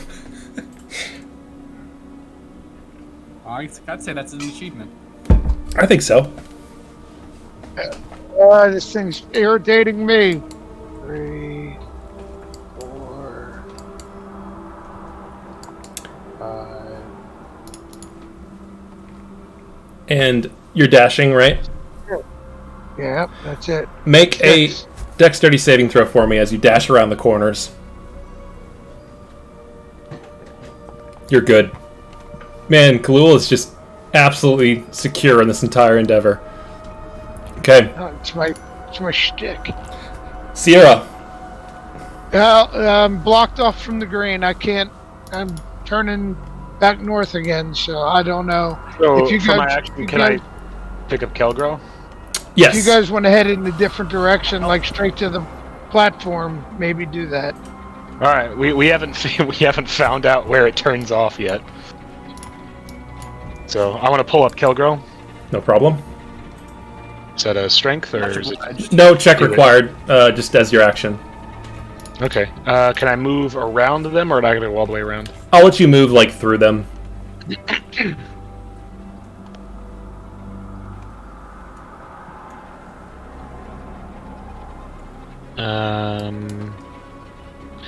I kind of call out to Kelgrel. Does the path fork? Are you asking Kel? Oh, not Kelgrel. Kalul. No, it does not. I bypassed a. No, it's just one direction. Just heads back north again. So if you go forward, you're going to run into a hole. But if you follow that path down, it just S turns and then heads back north. So there's no sense for you guys coming this way. I would say maybe go a different direction if there is one. I have not found one. I didn't know if I passed anything on my direct route to the green orb, which I thought was, at least.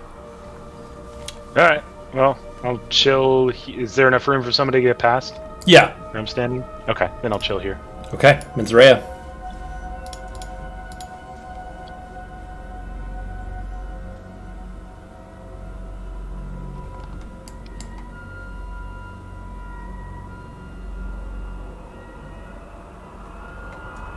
All right. Anything else in your turn?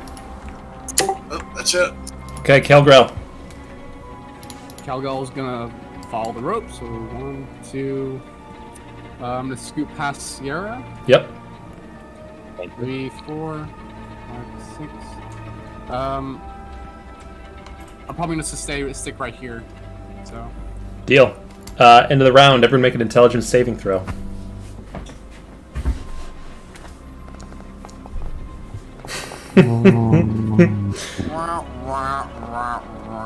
Okay. On a nat 1, Kelgrel, you take 19 100. psychic damage and make an attack against Menzraya. Kel just starts shrieking as he's bombarded with the hallucinatory attack, and then swipes at Mizraya with his great axe, not knowing what the hell is going. Oh my! Oof. Are you shitting me, man? The second time, man! Why can't I? When it's an ally, jeez. To be fair, I think this is the literally the first time that Menzraya has taken any damage, like actual damage, so it's okay. Okay, so 33 slashing to Menzraya. Menzraya passes. Kalul, give me a D8, and Sierra, give me a D8. You might get vote kicked for this. Kalul, roll another D8 for me. And Sierra, you have half movement. Nothing happens. 1, 2, 3, 4, 5, 6. Cool. Kalul, you turn and walk off the edge of the cliff. Nice. Make a... There's nobody here to catch me.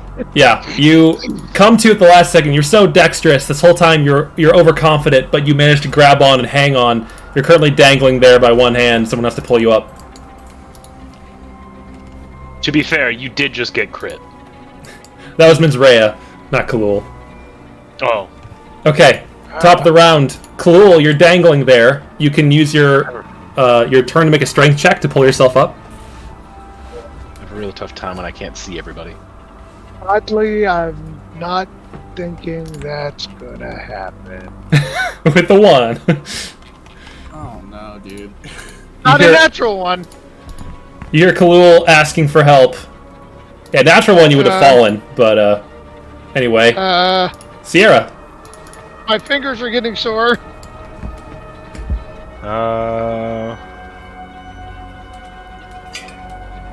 Let's see.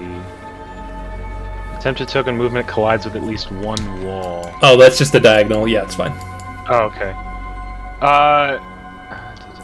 Now, I will say you cannot pass people on the path. Unless you jump. Yeah. So I'm gonna take this to go 1, 2, 3, 4, 5, 6, 7. Okay. I just wanted to explore down there. Alright. Since I can't move forward on the path, I'll just explore. You could move to there if you wanted to, but yeah, that's fine. You can end your turn there. Okay. Then I'll go back to here then. Yep. Okay. Menzrea. Can we actually see this green? I guess we can. You have it on the map. Yep. What is that? Like a floating disc or something? It seems like something, yeah, some vaguely like greenish floating disc in the fog. You can't quite see what it is, but it seems to be floating there this whole time. But I can't tell if it's a structure or something that's solid. It does seem to have substance. It doesn't look like an illusion, but I think it's a dummy beacon, and we're going right for it. Well, I mean, I could step of the Raven Queen over to it, but I'm kind There of might not be anything there. That's why I was asking if I can't tell definitively, I'm not going to. I'll have you make an Arcana check. Speaking of that, pull me up. With a 17, you stare at this through the fog. You realize this is most likely floatstone, a naturally occurring anti-gravity like rock that's known to be used in airships. It seems to be some kind of floating platform made out of floatstone. And from here, I can't see if it's got any like glyphs or anything on it, runes or anything. Something's making it glow. Yeah. Yeah, I'm not that brave yet, I don't think. Not All right. Sure. Get over there and then step off the edge when I miss a save. So if you want to use your action, you can pull up Khalul. No check needed. Oh, I thought he was way ahead of us. Okay, yeah, I'll pull him up. No, he got rid of most of those traps for us. Yeah, most, not all. We found the rest. Don't worry. Calgro. Okay, Calgro's gonna keep moving. 1, 2. Oh, thank you for turning. Oh, hold on, I can't go past. So, Yep. yeah. Okay, end of the round. Let's see, what was the last one I made everyone do? Intelligence. So wisdom is next. Wow, Calgro actually did something. Khalul, roll a d8. Everyone else passed that time. Khalul, you just have half movement speed. That's it. Next round, Khalul, you're up. 1, 2, 3,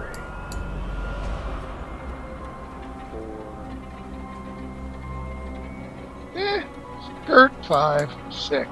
All right. Yeah, there's no check needed. You did the dashing on a straight line, so there was no like dicey running. Hold to your right, guys. Hold to your right. Okay. Next up, Sierra.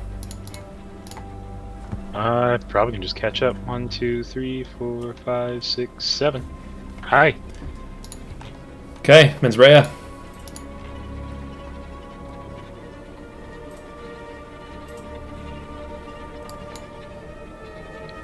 Okay, and then Calgrel. Hold on, I accidentally disconnected from the game. Give me 1 second. No problem. Load it back in. Why did you do that?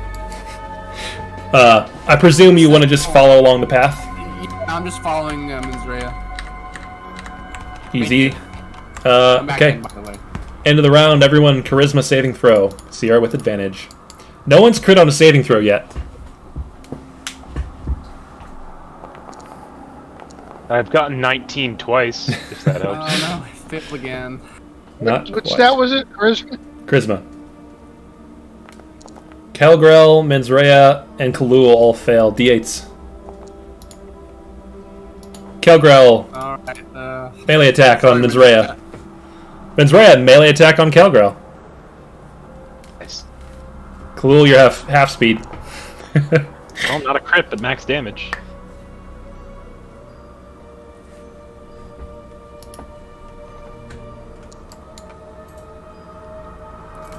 Okay, yeah, I can't save that one, so I take that. All right. Menzrea, do you take the 19 slashing? Oh, There's 21. No, I shield it. Okay. Nice. Cool. Next up, Kalul. Yep.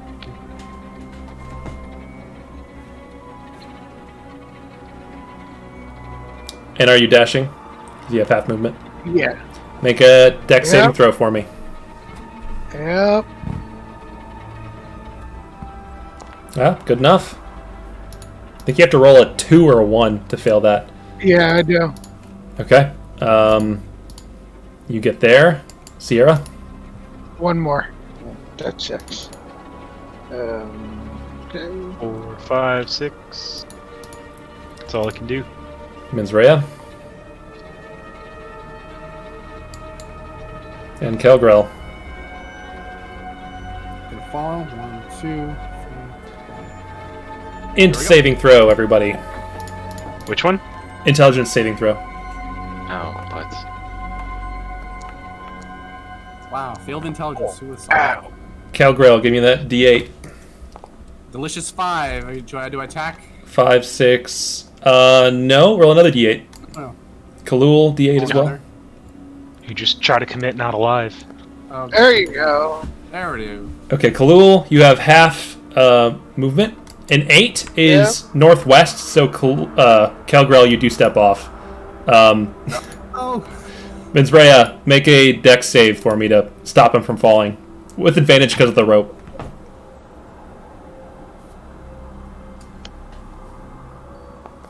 Oh, sad. Nope, he falls. He's dangling. Shit! Help! Pull me up! Kalul, your turn. You have half movement speed. I feel like you've had half movement speed this entire time. Entire time. 1, There, I believe 2, just leaves them there 3, dangling. 4, 5, 6. Okay. Hey, I see the platform. Make your dex saving throw as you go around that bend. Yep. Give me that 2. Beepers. Yeah, you're fine. Nah. Okay, Sierra. 2, 3, 4, 5, 6, 7. Can I attempt to pull him up? Yeah. No, probably not, right? I don't have space. Well, that's true. Yeah, probably not. Sucks. Okay, Menzrea, pull up your bud. Rude. I move 5, pull him up. There we go. Thank you, comrade. You know how tempting it is just to cut the rope. Whack it on me. You cut the rope, I haunt you in the afterlife. Sorry, Okay. I can get rid of ghosts. Kelgrel, you're up. Shush, don't say that. You see the end in sight. It's right there. Everyone give me a wisdom saving throw.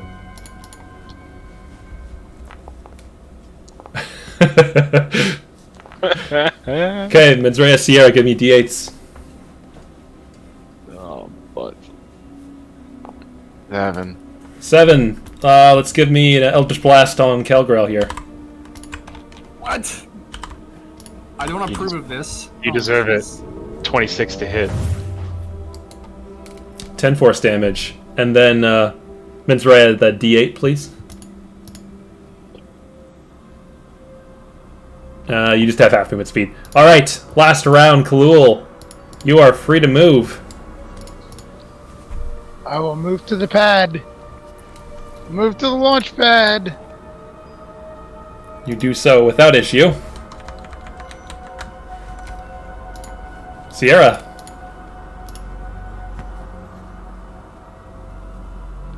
I can go here. You are blocked by the rest. Minzrea, you rush to the launch pad. Kelgrel. Alright, Kelgrel will run over there as well. Within the warm red glow of the launch pad, you feel as if you're immune to the effects of the room for the moment. And Sierra, you have to make one more saving throw by yourself. Which one? Charisma with advantage. Hell yeah. You're good. I was hoping for the nat 20 there. Wow, yeah, no one rolled a nat 20 on any of all of those throws. That was so many. Okay. Woo! You guys made it. Roll the 21 attacking Minzrea. So, for your reference, the glowing floating platforms, both the purple one and the green one, are just potential shortcuts if you're willing to risk it. That's it. I was considering Misty stepping to him, but the thought of Misty Step deactivating halfway through was not comforting. Uh-oh. Yeah, there were some checks involved to be sure. Well, I had to jump for it, but you don't need like a running start. I wasn't sure. Yeah. Didn't seem like a good opportunity anywhere on that. you could potentially do it there if you really tried for it. Definitely, again, possible, but you'd have to roll for it. I've had people do it that way. It's pretty dicey, but they do skip that whole thing. You guys, Damn. you made it. With some difficulty. I was All considering having my familiar fly over, but I was like, that seems kind of... I don't want to risk my familiar right now. All right. Next level. Level 3. Number 3. It's just a room filled with every trap we've skipped. Okay. Let's see. Now, I'm going to give you back your proper visibility. After the stifling fog and obnoxious smells, you step into a room that smells of warm fireplace and... Guys, can we take 5? I've got to run my dog out. Yeah, for sure. This would be a good stopping point. Okay. Cool. We'll come back in 5. I'll pee, Sounds get good. more water. Pee time.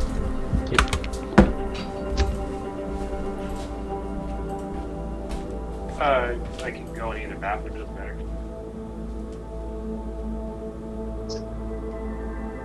Are you good?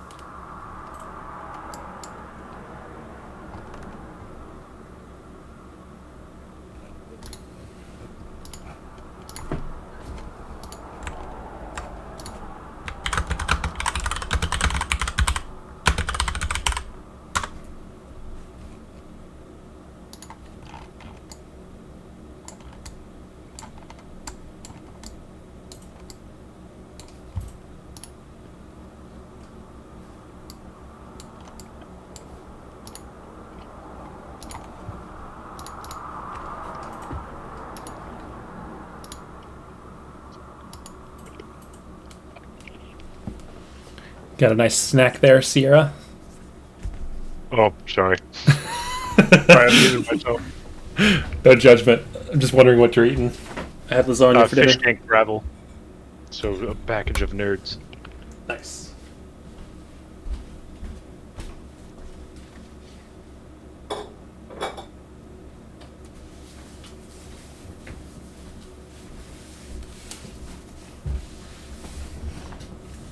Sounds like a good D&D party name. A package of nerds. I like that the stone golem has let us know that they're ready to resume. Yes. Oh, what's that? Water bottle on the counter. The Stone Golem's very considerate of our needs. He's letting us fight on our terms. Mm-hmm. Mm-hmm.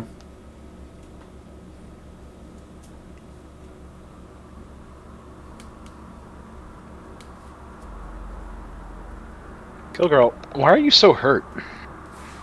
I don't know. Some funny stuff happened. Hallucinations that maybe wildly swing my axe and hurt my brain trying to think about that, and almost fell off a couple times. You hurt yourself swinging your axe around? Why would you do that? I had no idea what I was doing. Hmm. The voices got in my head. You don't have Fair voices enough. in your head sometimes? Well, I do, but it's usually my heavenly patron. Sounds so Oh, pleasant. your heavenly patron. Oh, must be nice. It is.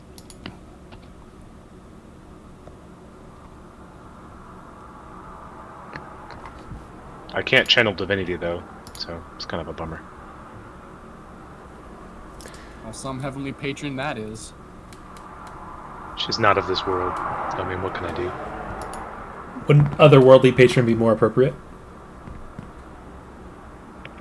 So canonically, I actually picked a herald from the Stormlight Archives Oh, gotcha. because I chose a celestial, and I wasn't really happy with any of the Solar that was kind of available, so I worked with my DM for the other game to kind of find something that I liked, and a herald that gets continuously rebirthed to fight battles and lead surgeons kind of made the most sense for Sierra. I dig Since it. a warlock patron's already another worldly being, that kind of fit pretty well. Sure. Kalul and Minzrea, are you back yet? Yeah, I'm here. Guess that's a negative from Kalul. I'm gonna dig this dog out, right? Yeah. Time to do my preparations. Just to clarify, I'm assuming my foresight is gone. Yes, it was negated at some point. Sorry about that. That's a bummer. I didn't even think about that. Yeah. It I is almost a- didn't take it because I figured it would get dispelled at some point. Yeah. What level is Ninth. Well, yeah. It's the kind of thing that like might have Bad lasted. dream and Mama needs her beauty sleep. Was that? Said the boy was having a bad dream and Mama wants her beauty sleep. Gotcha. Oh, Are you good to continue or? Yeah, I'm ready. Rock Okay. and roll. Just checking. All right. Yeah. So having made it through that series of many saving throws and many close calls on the edge of the abyss, and never falling in, you make it to this room, where the smell of chemicals and ozone fills the air, and you see this dim room filled with arcane implements and tables covered in mechanical parts. A forge flickers in the corner, and its light illuminates two motionless giant forms looming in the center of the room. Their faces are dark, and the room seems still.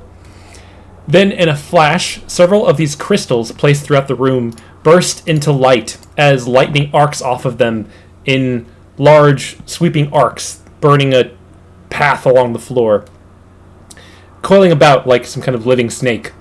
Suddenly, though, the flash is gone, and they go back to dimly glowing as it was before. The room seems unchanged. What do you guys do?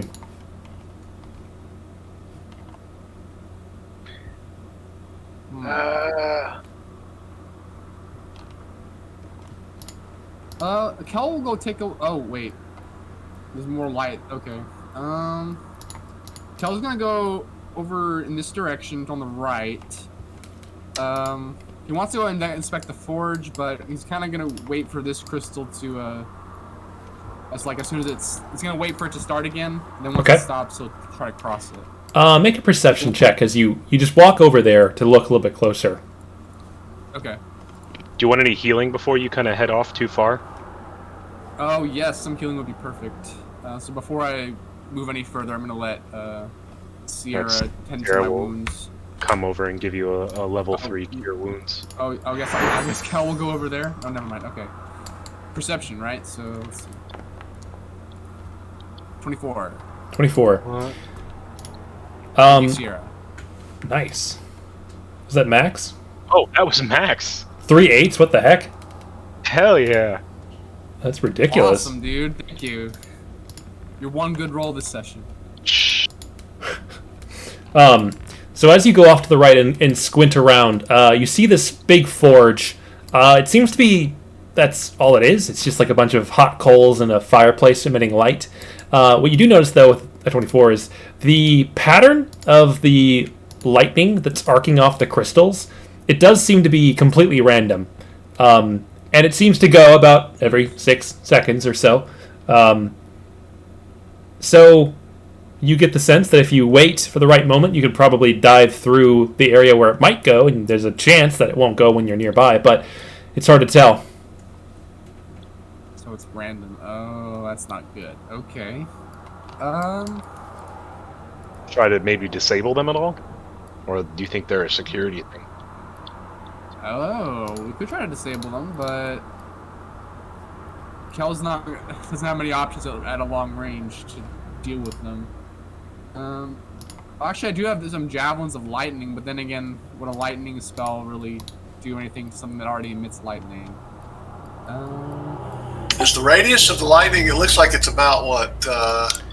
Is it 15 or 30? 30 total or 20? It appears to be about 15. Let me draw it out for you.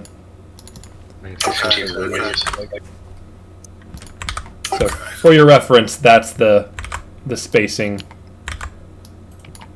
Oh, okay. So going to the left, there's room to actually walk on the tables and stuff to get around it. Probably.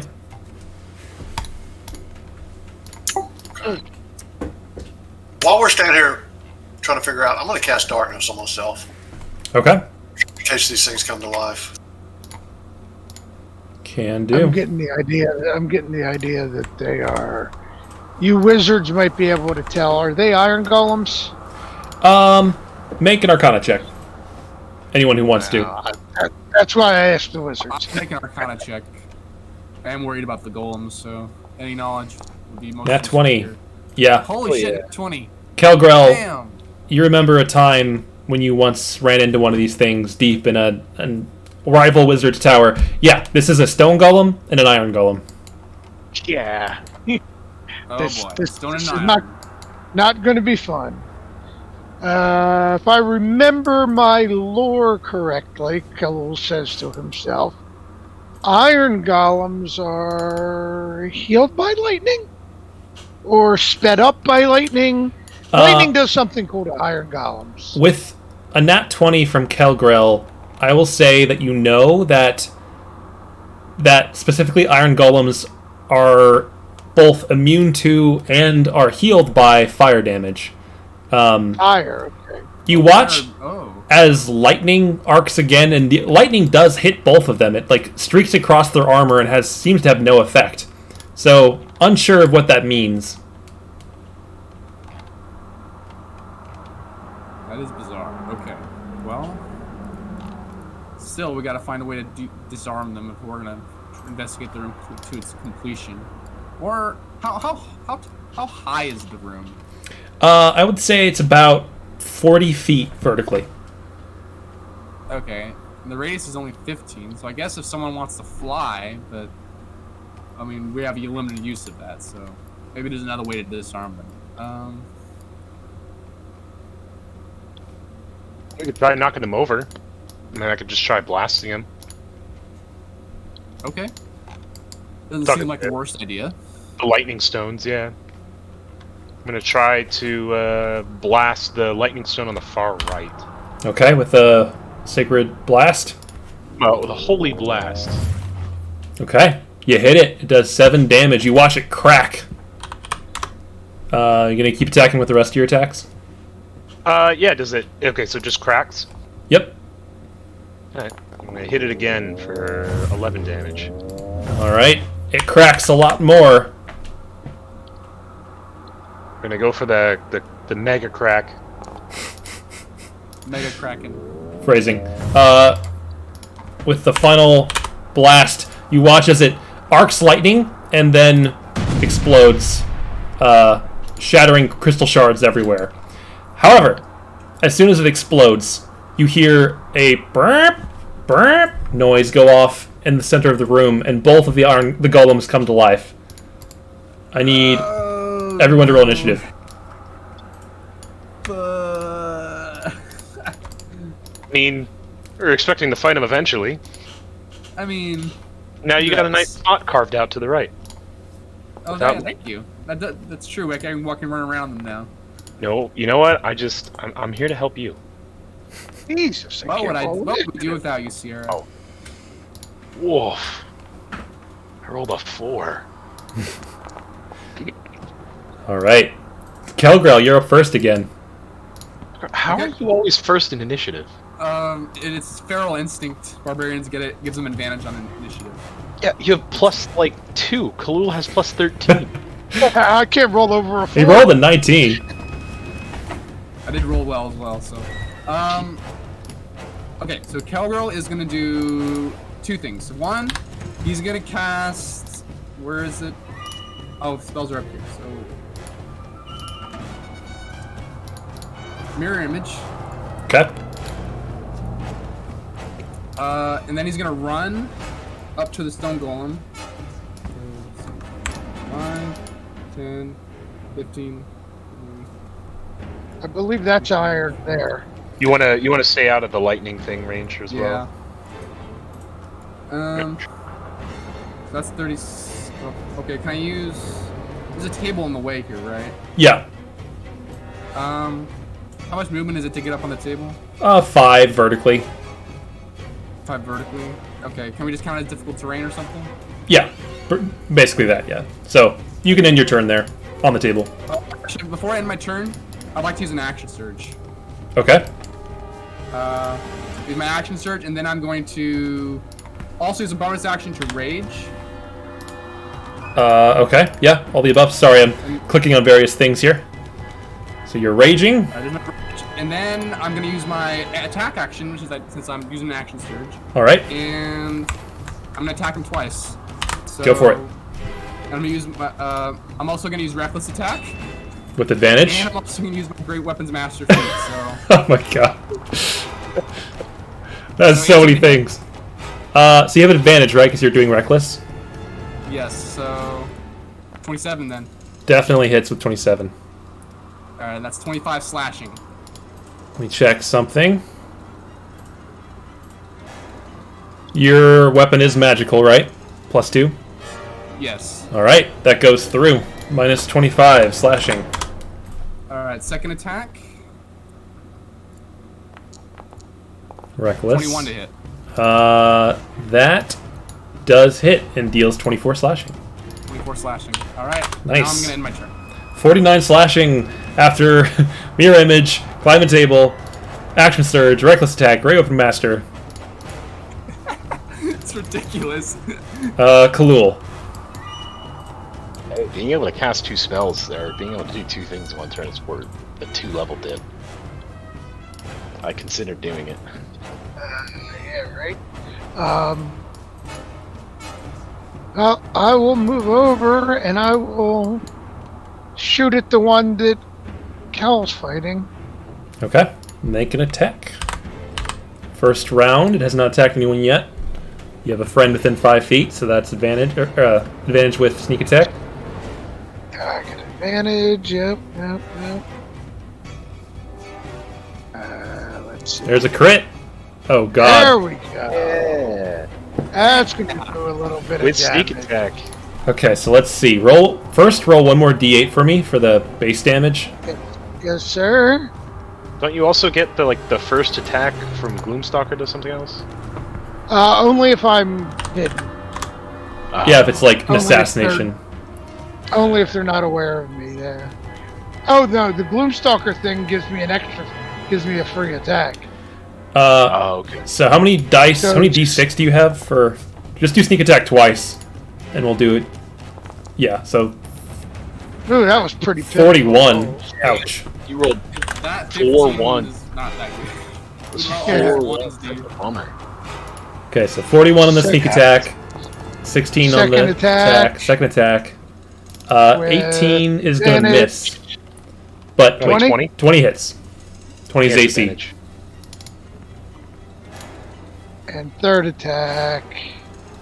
20 is AC. But let's see if I can crit. Sadly, no. Nope. And that does an extra D8. Okay.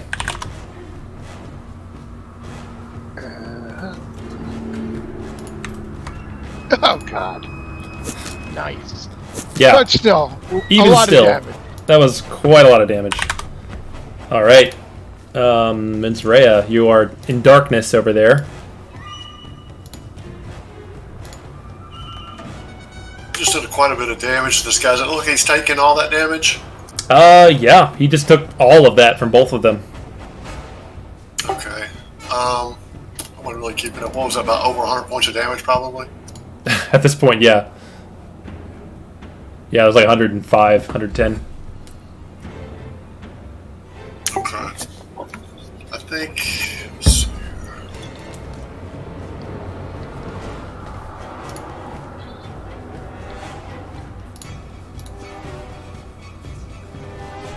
Well, it's not giving me the measurement.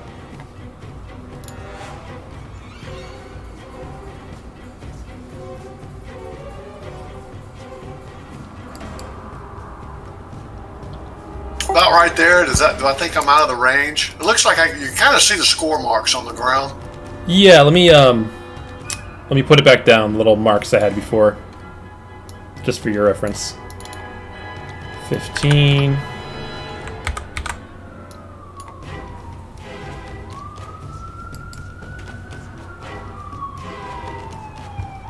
Can you see those? Yeah. Okay.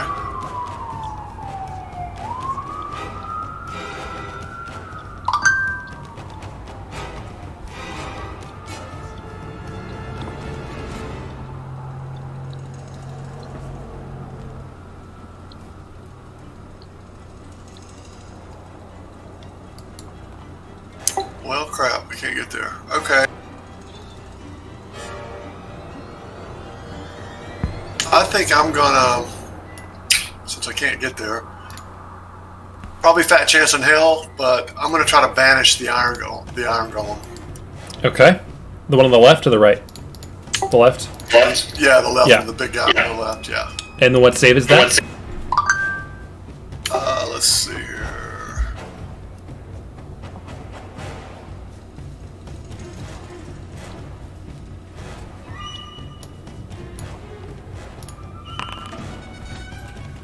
Charisma DC 19.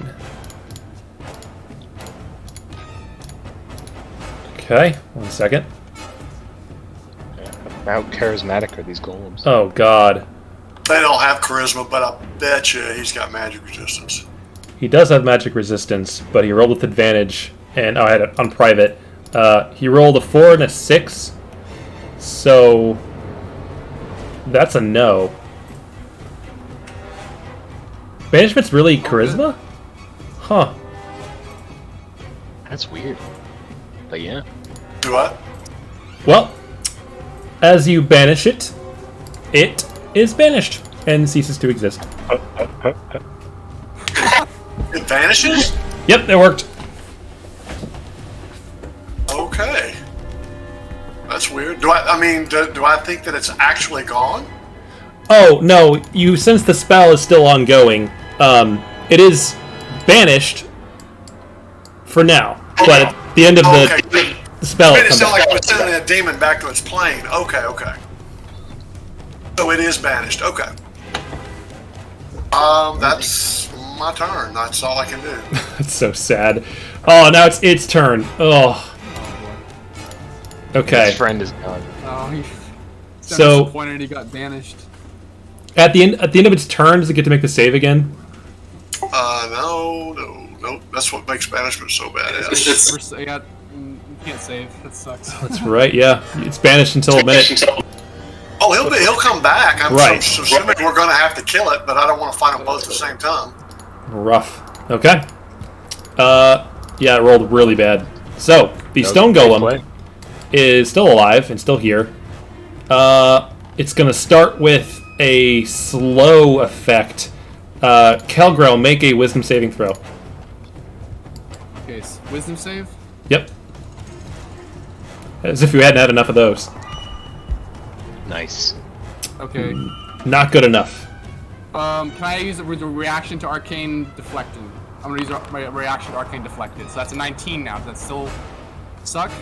So you add +4 to the saving throw? Cool. Yeah, that passes.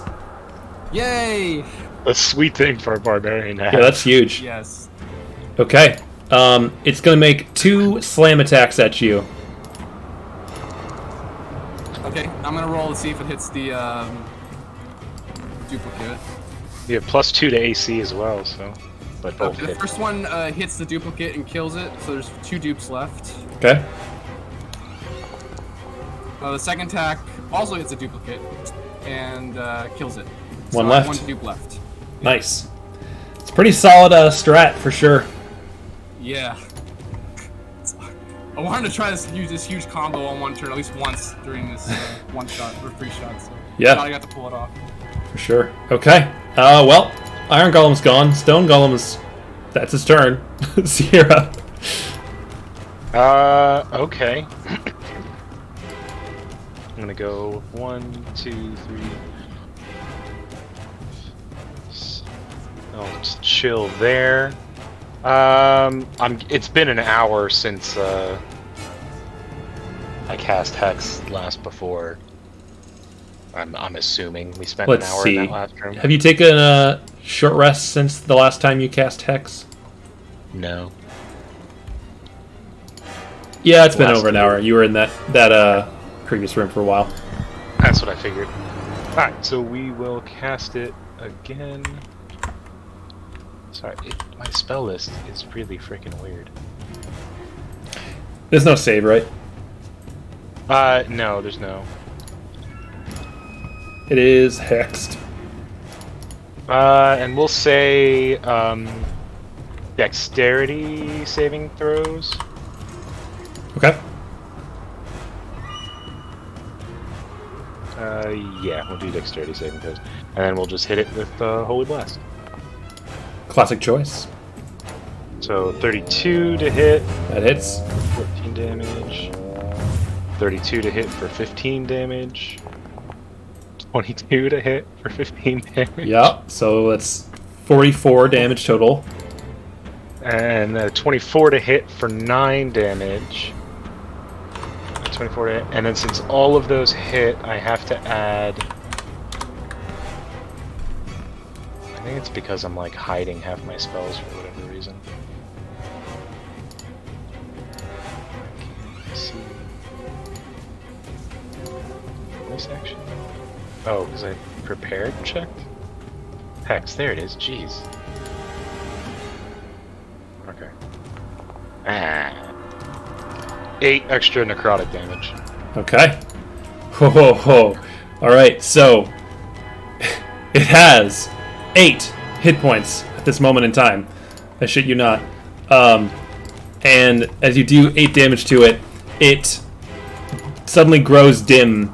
However, end of the round, top of the initiative, lightning arcs everywhere. Okay. Oh, shoot. Calgarel, you are just out of it. But I'm gonna say because you're on the boundary region, you need to make a dexterity saving throw with advantage. That's 20. You're good. Yeah. You sense, like, as you're standing there with your illusory duplicates, you feel your hair start to stand on end, and you're like, oh crap, I'm really close to the edge, and you dive out of the way. You're fine. However, you watch as the lightning hits this thing, arcing across its body, being sucked into it. You watch the scorch marks that were recently done from Holy Blast and your axe and the arrows fill back in magically with lightning, and it kind of jolts back. It heals itself a substantial amount. Oh, that's not good. Oh! We need to take out all these shards, I guess. Or at least kill it outside of it. Dang. All right, Kelgrel. Healing. Oh. Shoot. Well, Kelgo, you focus on him. We'll shoot at it. We're ranged. Okay. Yeah. Kelgo's gonna keep focusing on it because he doesn't want to lose his rage, so he's gonna keep attacking the golem. All right. So, I'm gonna get reckless attack and great weapon master. Still raging. Let's go. 20. Okay. 24 to hit. That hits. That's 30 slashing. Hell yeah. Damn. Nine. Second attack. Ooh. 19 to hit. Misses. 20 is the AC. Okay. I'll end my turn. Okay. Kalul. Yep. Now, I will say, you're going to have to move because Minzrea's darkness is between you and your target, so you can't actually see it. Can't see through the darkness. What? Do you have the magical dark vision? I can step into the darkness, which gives me gloom sight. Which gives me the... Hold on, let me click it here. I believe Where you. is it? Just... I'm sure you do. What's it called? It's called umbral sight. There it is. Okay. It just gives you dark vision. It extends your dark vision. It's not blind sight. Yeah. Right, but you just have darkness, right? So, The darkness, the spell. yeah, so it's magical darkness. It's, you can't see, but while you're in there, you're visible. So, whatever you prefer. So, okay, magical darkness works differently in D&D than it must in Pathfinder. It's just the darkness spell explicitly is silly. Yeah. Because in Pathfinder, it just lowers the light level. It doesn't like dark vision sword. Can I move to? If you go over here, you'll be able to get line of sight. Yeah, I'll move to there. Okay. Yeah, one of us has got to hit the gem and break it. But you've got advantage on him, so. Oh, if I'd known that, I'd have shot the gem. Let's roll. Okay, so you're attacking the golem. Yeah. Yeah, you hit. You do get sneak attack because your friend's nearby. You know what? Yep. Feature. Sneak attack. That's a little better. Yeesh. 48. Okay. Can I take my second shot on the gem? Sure. Multiple targets. With that hit, the golem goes limp and goes inert. You've done enough damage to bring it back down below 0. Okay. You do 11 piercing to that one. To the gem. Yep. Okay, yep. Alright. That's it for me. Minzrea.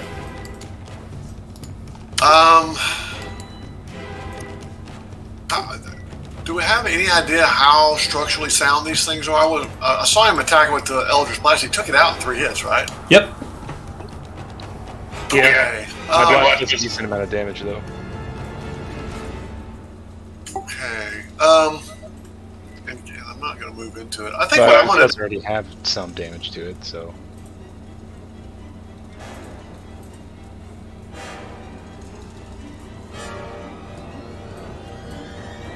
I think I'm going to drop... I'm going to use my Necklace of Fireballs, and I'm going to try to take out... Huh. Just see if it even works. The 2 to the south... The 2 that are lightning right now. Go ahead and roll the fireball damage. Okay.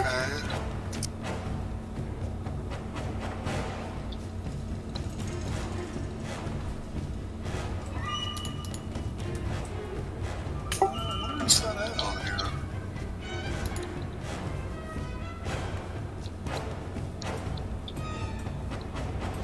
I didn't see that in my items. I don't know if it got transferred or not.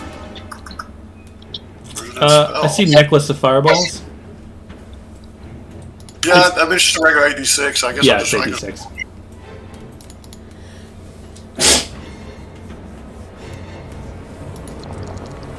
Okay, 24. Yeah, you definitely damage both of them. You see them like glowing brightly and cracked heavily, but they're still intact. Okay. Anything else?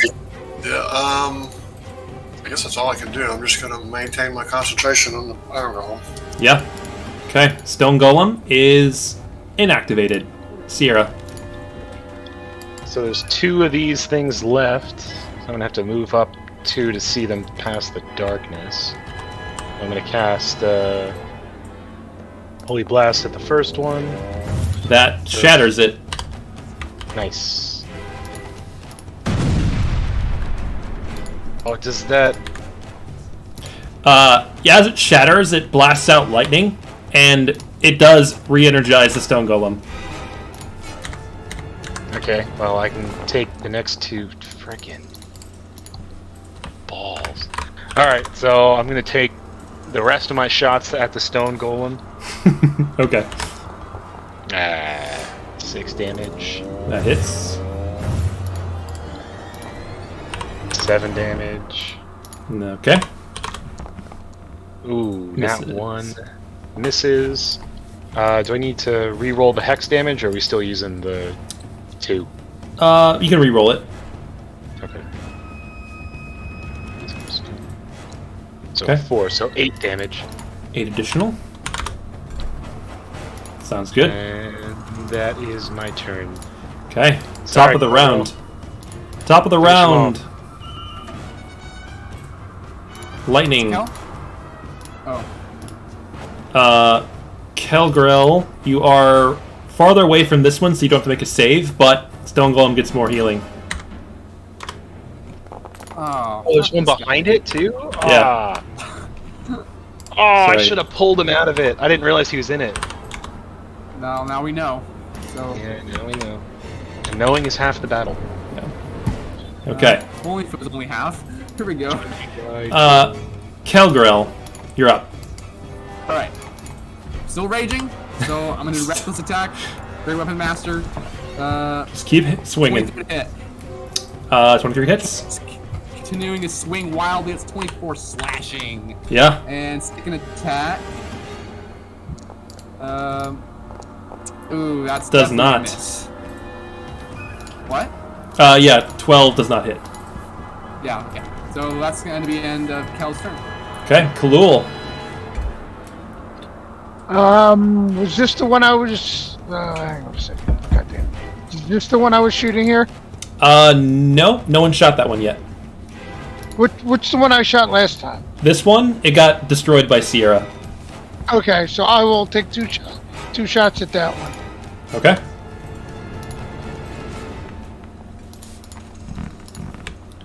So it seems like when we destroy one, he heals, and every round he heals from the. Only when he's inside their thing, but we want to destroy him before the other guy gets back as well.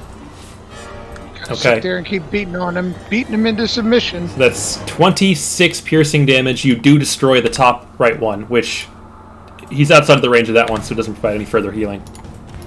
There you go. So I'll start taking out the ones on the edges, maybe, so he doesn't get healed by them. Yeah, these two in front of me probably are almost destroyed. I did 20. Okay. Yeah, we don't have to worry about those until the other guy comes back. Okay, Menzrea. So I mean, what do you guys? Should I just attack the golem, or do y'all want me to just destroy some? Yeah, you could attack the golem. Okay. You can down, and I'm going to pull him out of the path of the lightning north of him. Okay. I will do that, Biz. How far am I? Got enough room. Because if we, I don't think we can down him though, because I think he's got too much health. But Yeah, I can get there.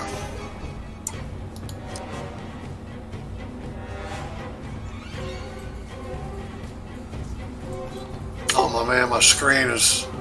I'm locked on measure tool. oh, right click or hit escape.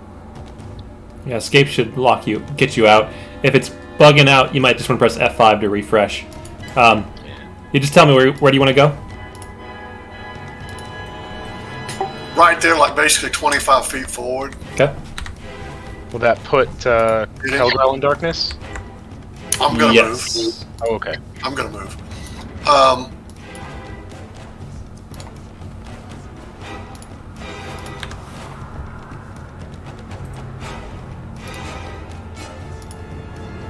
Yeah, if you're still stuck on the measure tool, you might want to press F5 and just refresh the page.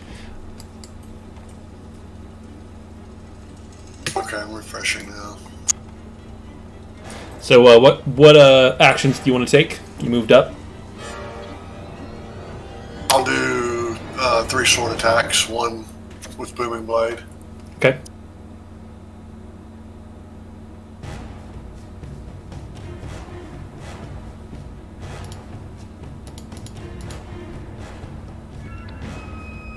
Alright, I'm back.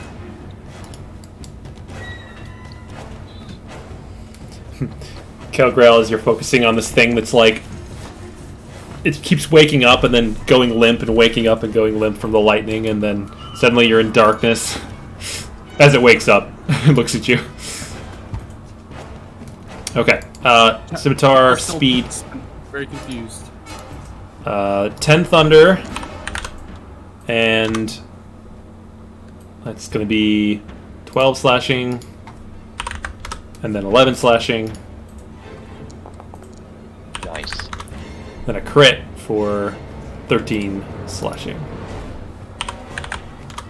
Okay, and then I'm going to use my, oh crap.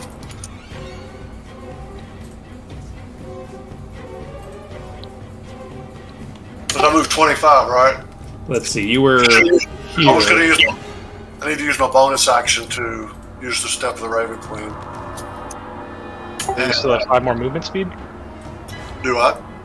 Don't you still have 5 more movement, or no? Yeah, I do, but it's not going to get Kelgar out of the darkness, I don't think, is it? Probably not. Actually, if I just step back 5 feet. The Well, I was gonna. It's basically Misty Step, but that third attack that takes my bonus action. Yeah. I should Misty Stepped instead of swinging. No worries. If you step back to there, you can totally do that. Kelgrel's still in darkness, but he can flank around. Wouldn't be a problem. Okay. Okay. Okay. That's your turn. Iron Golem is still banished. Stone Golem, however, is going to move around a little bit as well. To there. And try to make sure it wants to make sure it's in range of the third crystal. It's gonna do. Wasn't he? Sorry, didn't he get attacked with booming blade? So. Oh, that's a very good point. No, you're right. I mean, he can move if he wants. It's just. Actually, wait a minute. How smart is he? Not very. Hold on. Isn't that thunder damage? Yeah, it is. Yes. Does that heal him? Not thunder, no. Lightning and thunder are different, I thought. Oh, Yeah. okay. Yep, they're different. One's Alright, like cool. percussion force. The other one is lightning. Okay. So before he moves, he's going to move, but before he moves, he's doing his slow ability again. So both Minzrea and Kelgrel make wisdom saving throws. Is that area of effect, yeah. or does he need to see me? It's an area of effect. Ah, okay. Oh, no, I lied. You were right. It is creatures that can see within 10 feet of it. It has dark vision, but not magical dark vision. So, Ah, cool. Okay. yeah, no, you're good. So it's going to move over here and try to get close to the lightning crystal. It is going to take the booming blade damage. Nice. 22. Ouch. Oh yeah. It's gonna... What does it want to do? Yeah, it's just gonna slam you twice. Oh, nat 1 and a 14? Miserable. Hold on, the 14 might kill a dupe. Let me see. No, it doesn't. It misses the dupe, so it hits kill, which he blocks. Okay. Yeah, that was a miserable turn for it. Jeez, that didn't do anything. Sierra. Okay, what is the range of the crystal on the top? It's 15. I'll put it down for you. Oh man, that is wide. So I don't. It doesn't look like there's any amount of 10 feet I can move it to get it out of it, is there? Let's see. 5, 10. If you moved it there, that would technically be out of bounds. So 20 feet to the right. Or 10 feet to the right. Would it... Okay. 1, 2. 1, 2, 3, 4, 5, 6... It's a 7. 10 by 10 foot cube, so its base All right. it would be outside here. So then I'll go here and I'll hit it with with my Holy Blast. 29 to hit. All right, 12 damage. So 12 force damage, and then I pull him 10 feet. Okay, 1, 2. He's outside of the radius of the lightning. Nice. Then I'm gonna aim at the crystal. 21 to hit it for 13 damage. 13. Takes it. 24 to hit for 10 damage. That's 23 cumulatively. It takes it. Still up. Yep. Okay. And last shot for That's 6 damage. Enough. You blow up this crystal. It explodes, but our boy is outside of the radius and does not get the benefit. Heck yeah. Nice. And oh, he also takes an extra 1d6. So I'm just gonna roll that. That absolutely matters. He has 1 hit point. So as you yank him out of the radius, blow up the crystal, he then powers down, deactivating. Out of the range of any further crystals, he will not be coming back. Hell yeah. Alright. You guys have about 30 seconds before the Iron Golem comes back. Let's murder rate these crystals. Kill the crystals. Okay. Yep. We don't need to roll for it. I assume you guys will use your ranged attacks and whatnot and just blow them all up. Yes, sir. Okay. You blow them all up, each one by one, exploding in sequence. And as they do so, lightning arcs everywhere. This is kind of metagaming, but I want to keep my rage. Is it possible if, like, before we kill the last crystal, that I stand on, like, the radius and take damage? Sure. Okay, kill Well, stand there and take the damage, so... So, this is going to be 5 or 6 rounds. Let me hit you with my sword, please. Oh, it'd be 5 or 6 rounds anyway, so I'd have to do it every round. Never mind. Let's cancel that. I'll just cancel the rage, yeah. Yeah, rage will end. No problem. Alright. So, I'll say that was probably 3 rounds worth of attacks for everyone. You've got 2 rounds left before the Iron Golem comes back. What are you doing? Yeah, this is, Already an attack? Is it... Could I potentially... Does it look like I can stifle this forge in any way? Stifle it. It's quite large. You don't see any, like, water or something you could pour on it. What are you thinking? Well, I mean, prestidigitation is only for small fires. Yeah. I'm more so looking for, like, dirt or... I don't have any water spells, I don't think. Does anyone have any water cantrips? I have chill What is- touch. That's not a... It's necromancy. What is this made out of? What? The crystals. Is that crystals? Yes, so on the far left is a very large pile of crystals. You get the sense that they're not doing anything, but they're the crystals that go into the sconces. Okay, and the forge is just lit. It's not contained. There's not like a... It doesn't seem to be doing anything at the moment, but you get the sense people could use it to smelt metals or something. Did we figure out how we're turning on the other teleporter? Imagine we just gotta kill the other golem. So, Kelgrel, you ready in action. Kalul, give me investigation check. Excuse me, an investigation? Yes, please. Okay. 32. You run around looking at all the stuff in the room, waiting for your friends to get in position. You notice that on the floor, beneath where the... the stone golem itself, on the back of the stone golem, is a hatch that is currently open, and you see a very faintly, glowing, pulsing red light inside of it. I will reach in and pull it out. There's a switch. I will throw it. You throw the switch. It stops blinking red. Nothing happens. Probably have to do that maybe on the second golem. Speaking of which... Yep, take a look at the other golem. Okay. So I think Menzray, were you readying an attack action as well? Yeah, I was going to ready, and then I'll drop the spell when everybody's done doing what they're doing. Or until it runs out. Alright, well, I'll give up on putting out the forge and transfer Hex over to the new guy. Alright.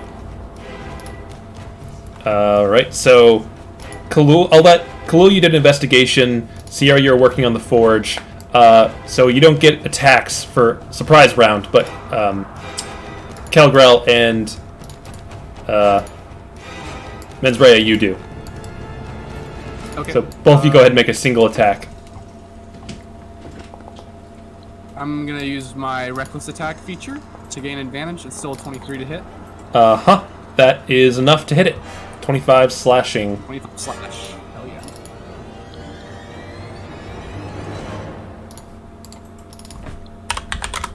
And then Menzrea.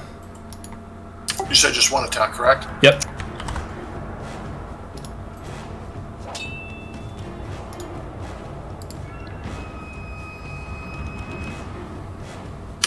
I'm sorry, I keep pushing the wrong button. Does it have blind sight while I have advantage with the darkness on me?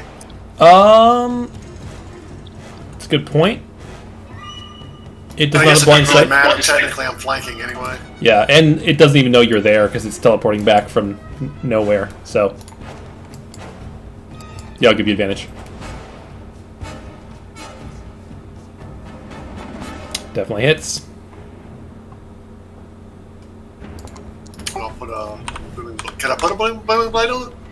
Or is that just a swipe? You can ready a cantrip to do it, so sure, I'll let you do the booming blade damage as well. Okay. Oh, I probably could have done that. Oh well. Alright. 21 thunder additional. Nice. Alright. I'm wondering if it has to be active to throw. Does the red light come back on when it gets active again? Oh, that was in the stone golem. Yeah, the stone golem is still completely deactivated, but the iron one is back now. Okay. We'll start from Yep. the iron golem's turn. It's going to go at this point in time. We'll jump in the initiative order right there. So, it comes back. It looks... It's going to... You watch as, little vents open up all over its body as it takes in the surroundings. It's in darkness right now, so it can't see. And this horrible, gaseous fumes just come pouring off of its body. AoE. I want Menzrea and Kelgrel to make con saves for me. Con save. All right. That passes. That fails. Menzrea, you take the full amount of 36 poison damage. and then Kelgrel, you take half that for 18. Okay, got it. That is its poison breath. It's going to recharge that. It's going to make one melee attack at Kelgrel. Okay. I'm gonna check if it hits the dupe. 30 to hit. It actually does hit the dupe. All right. Mirror image doing work. It's no longer there. So no more dupes. And then it's going to do another one against Menzroyo at disadvantage because darkness. 21. 21. I will shield that. Okay. That's its turn. What was the damage? It was 36? 36 poison, yes.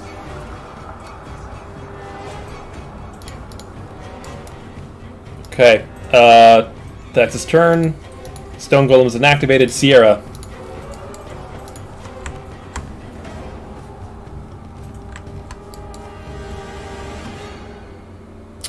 Sierra, you're up. Oh, Holy sorry. Blast. I had myself hit him with the Holy Blast, and Hex is transferred to him for Yep. Dex saving, I guess. 17 to hit. 17 misses. Okay. 26 to hit. Yep. So 7 damage. 16 misses. So 17 damage, and then we'll do the Hex for Womp Womp. So 2. Additional, he so takes a 19. whopping 19 damage. 17 force, 2 necrotic. Very good. Anything else? No, that'll be it. Okay, Kelgrel. I transferred the thing as a bonus action, so. Yeah. Kelgrel, you are not in the darkness. This thing is partially in the darkness, so you can see it. It's like standing above it. Okay. Since he's being flanked, do I get advantage? Yeah. Darkness negate that. Nope, you would get advantage from that, because he's like Okay. he's being distracted by 2 people on either side. Okay, great. So Kelgrel shoving aside the poison breath, coughing it out, decides to go in with his great weapon master, Great Axe. Starts swinging like mad. Hey. Yeah! Crit! Range Perfect. attacks don't get flanking, right? No, range attacks do not benefit from flanking, but you can get sneak attack from having an adjacent character from a distance. Different thing.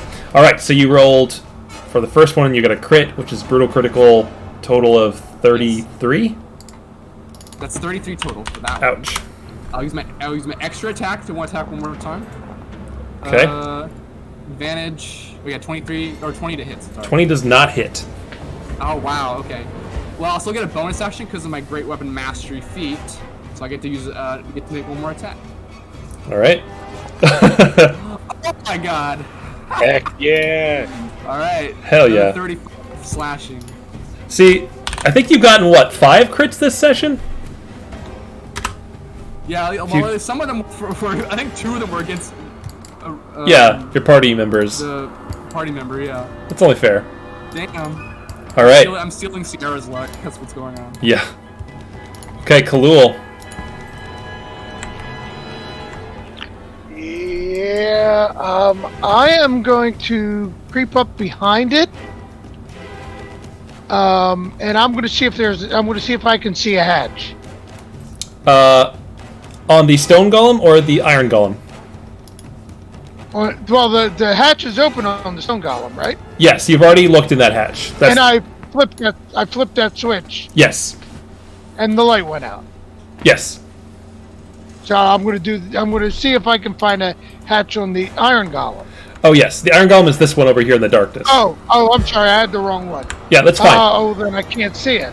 Actually, it's pretty tall. It is like 15 feet tall. I think you could actually try and climb up on it. Make an investigation check. Seems like you're pretty good at those. Yeah. The thing I'm good at. Oh, yeah. Also, you do look at it as it's flailing around in the darkness. You do see another hatch on its back. It's currently closed. Okay. I will,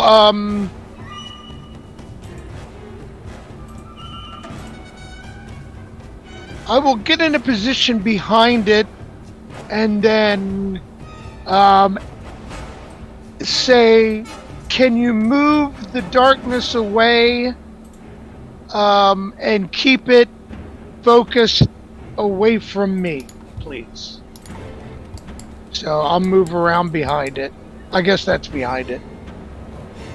We'll call that behind it. Sure. They're in front of it.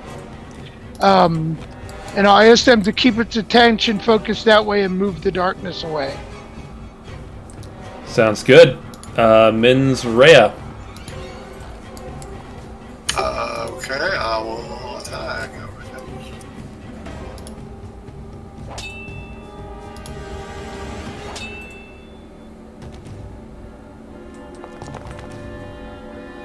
'That'll hit. I don't know why it's doing that. It worked. It was working earlier. Yeah.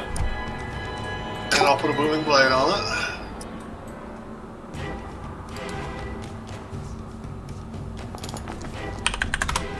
Eleven Thunder. Now it just rolled regular. Unbelievable. Okay, I'll just roll another d20 down here. Well, see, this is the one, when it does it that way, you can do the click. Oh, there it goes. All I saw was a 16 and now it just popped up. Okay. If you hover over the roll, there's a plus and minus on attack rolls that you can usually just click on it to make it advantage. It's a little different. Oh, I see. Yeah. I see. Okay, so, and my last attack. 20 doesn't hit. Did it roll with advantage? Oh, no, it didn't. 32, that does hit. That's really weird. Nice. Okay. And the back of it is on the north, isn't it? So I need to move south? Yeah. I can see his back because I have blindsight, so I'm assuming I need to move south, right? Yes, to make room for the rogue.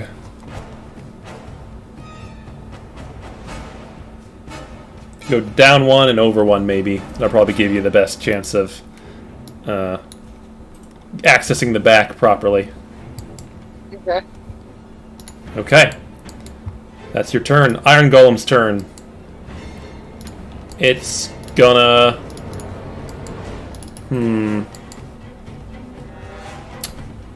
What does it want to do? It's going to... First, it's going to roll to see if it gets its breath weapon back. It does.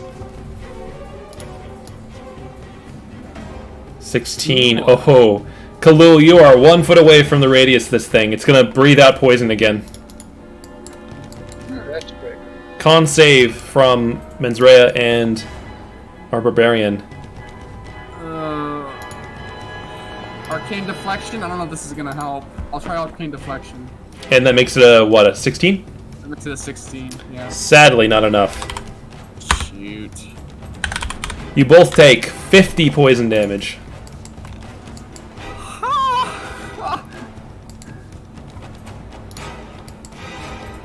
Okay, What's that's the radius on 15. Okay. Alright. Then it is gonna forego its melee attacks, and you watch it rotate its head and reach an arm out towards this pile of crystals on the far left of the room. You watch as one of its arms shoots across the room like a spring-loaded piston, latches onto a crystal, and then retracts. It's gonna turn and chuck it over at the other stone golem. Oh no.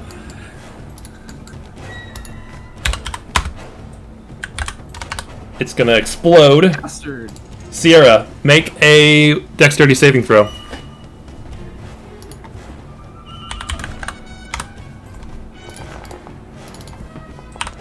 Whopping 6. Alright, so it heals 22. Sierra, you take 16 lightning damage. Very rude. That's the Iron Golem's turn. Stone Golem is now awake again. It's going to turn to Sierra. And slam twice. It's going to slow first. Make a wisdom saving throw. Please save. Yeah, do save. Okay. 2 slam attacks. 12 and 18. Wow, it's rolling so bad. Nice. I thought they would, once the crystals were gone, they'd stop healing. I thought those crystals were inert. These are the Some on same. left side of the room. Yeah, the ones on the far left of the room. These are the same kinds of crystals. They're just in a pile. They're not in the sockets. It used its action to grab one from a distance and chuck it over at the other one. Oh, and brought it back. I got you. It does less healing than the ones in the sconces did, but it's back for now. Okay, Kelgrel, top of the round. Okay, not happy about that. Okay, so Kel's gonna first use a bonus action, the second win. Okay. Alright. Okay, now I'm gonna use my attack action, and am I still flanking it or no? Yeah, you've got 3 people nearby. I would count that. It's not quite perfect flanking, but it's fine. Perfect. Alright. He's gonna swing wildly with the great axe. That 23 hits. to hit. 26. slashing. With that hit, it goes inert. Awesome. Okay. I still have one more attack, so I'm gonna run, or Kel's gonna run over to the stone golem now and attack it. Okay. Let's see. 25 to hit, 28 slashing. You knock this one out, it goes inert as well. Yeah! Kel charges in and slices it open, and it goes inert. So. All right. Yeah, with 2 rapid strikes, you knock both of them down, and with that, and the distance from the crystals, and no more crystals, the combat is truly over. Whew. We did it. Ooh, that could have gone bad. Yeah, that really could have. I mean, you did take like 100 damage, but I think that stone golem healed like 150 over the course of the battle. Gee whiz. My next plan was to start grabbing all these crystals and throwing them into the forge. See what happens. I mean, I was gonna try to blast the whole pile of crystals and see if they would just set each other off. But Yeah, that's a good idea too. They may well have. or worst case, they would have blasted them all across the room, and that would have been really bad. But thankfully, that didn't happen. I will say, Kalul, since you were already preparing for this, you watch as the Iron Golem slumps forward into the darkness and goes inert. The back hatch opens. You see a flickering light inside. I'll flip the switch. You jump on its back, flip the switch, and with a whirring noise, you see the light glow at the top of the room as the teleportation circle activates. I was gonna climb up that fucker like I was Legolas. That would have been sick. You were like one turn away from doing it. Yep. Well, All right. let's get off to the next. Maybe we're getting close to the end. I don't know. We should. I don't but know how before we go many- anywhere, I think we need to spend some time healing y'all. I would like some heals before we move on. Yeah, poor Kalel. I don't know how many of these dumb rooms there are. There's 10, right? Well, we don't know that in character. Oh, I guess that's true. I didn't know how There's much. more than one, I think. There's at least one. There's at least More than one and hopefully less than 100. All right, so I'm gonna. Before we end it here, I'm gonna twin a cure wounds. Nice. Third level. Just 'cause I Epic. can do that I'll for take that. free. And a third level, do it for a packed slot.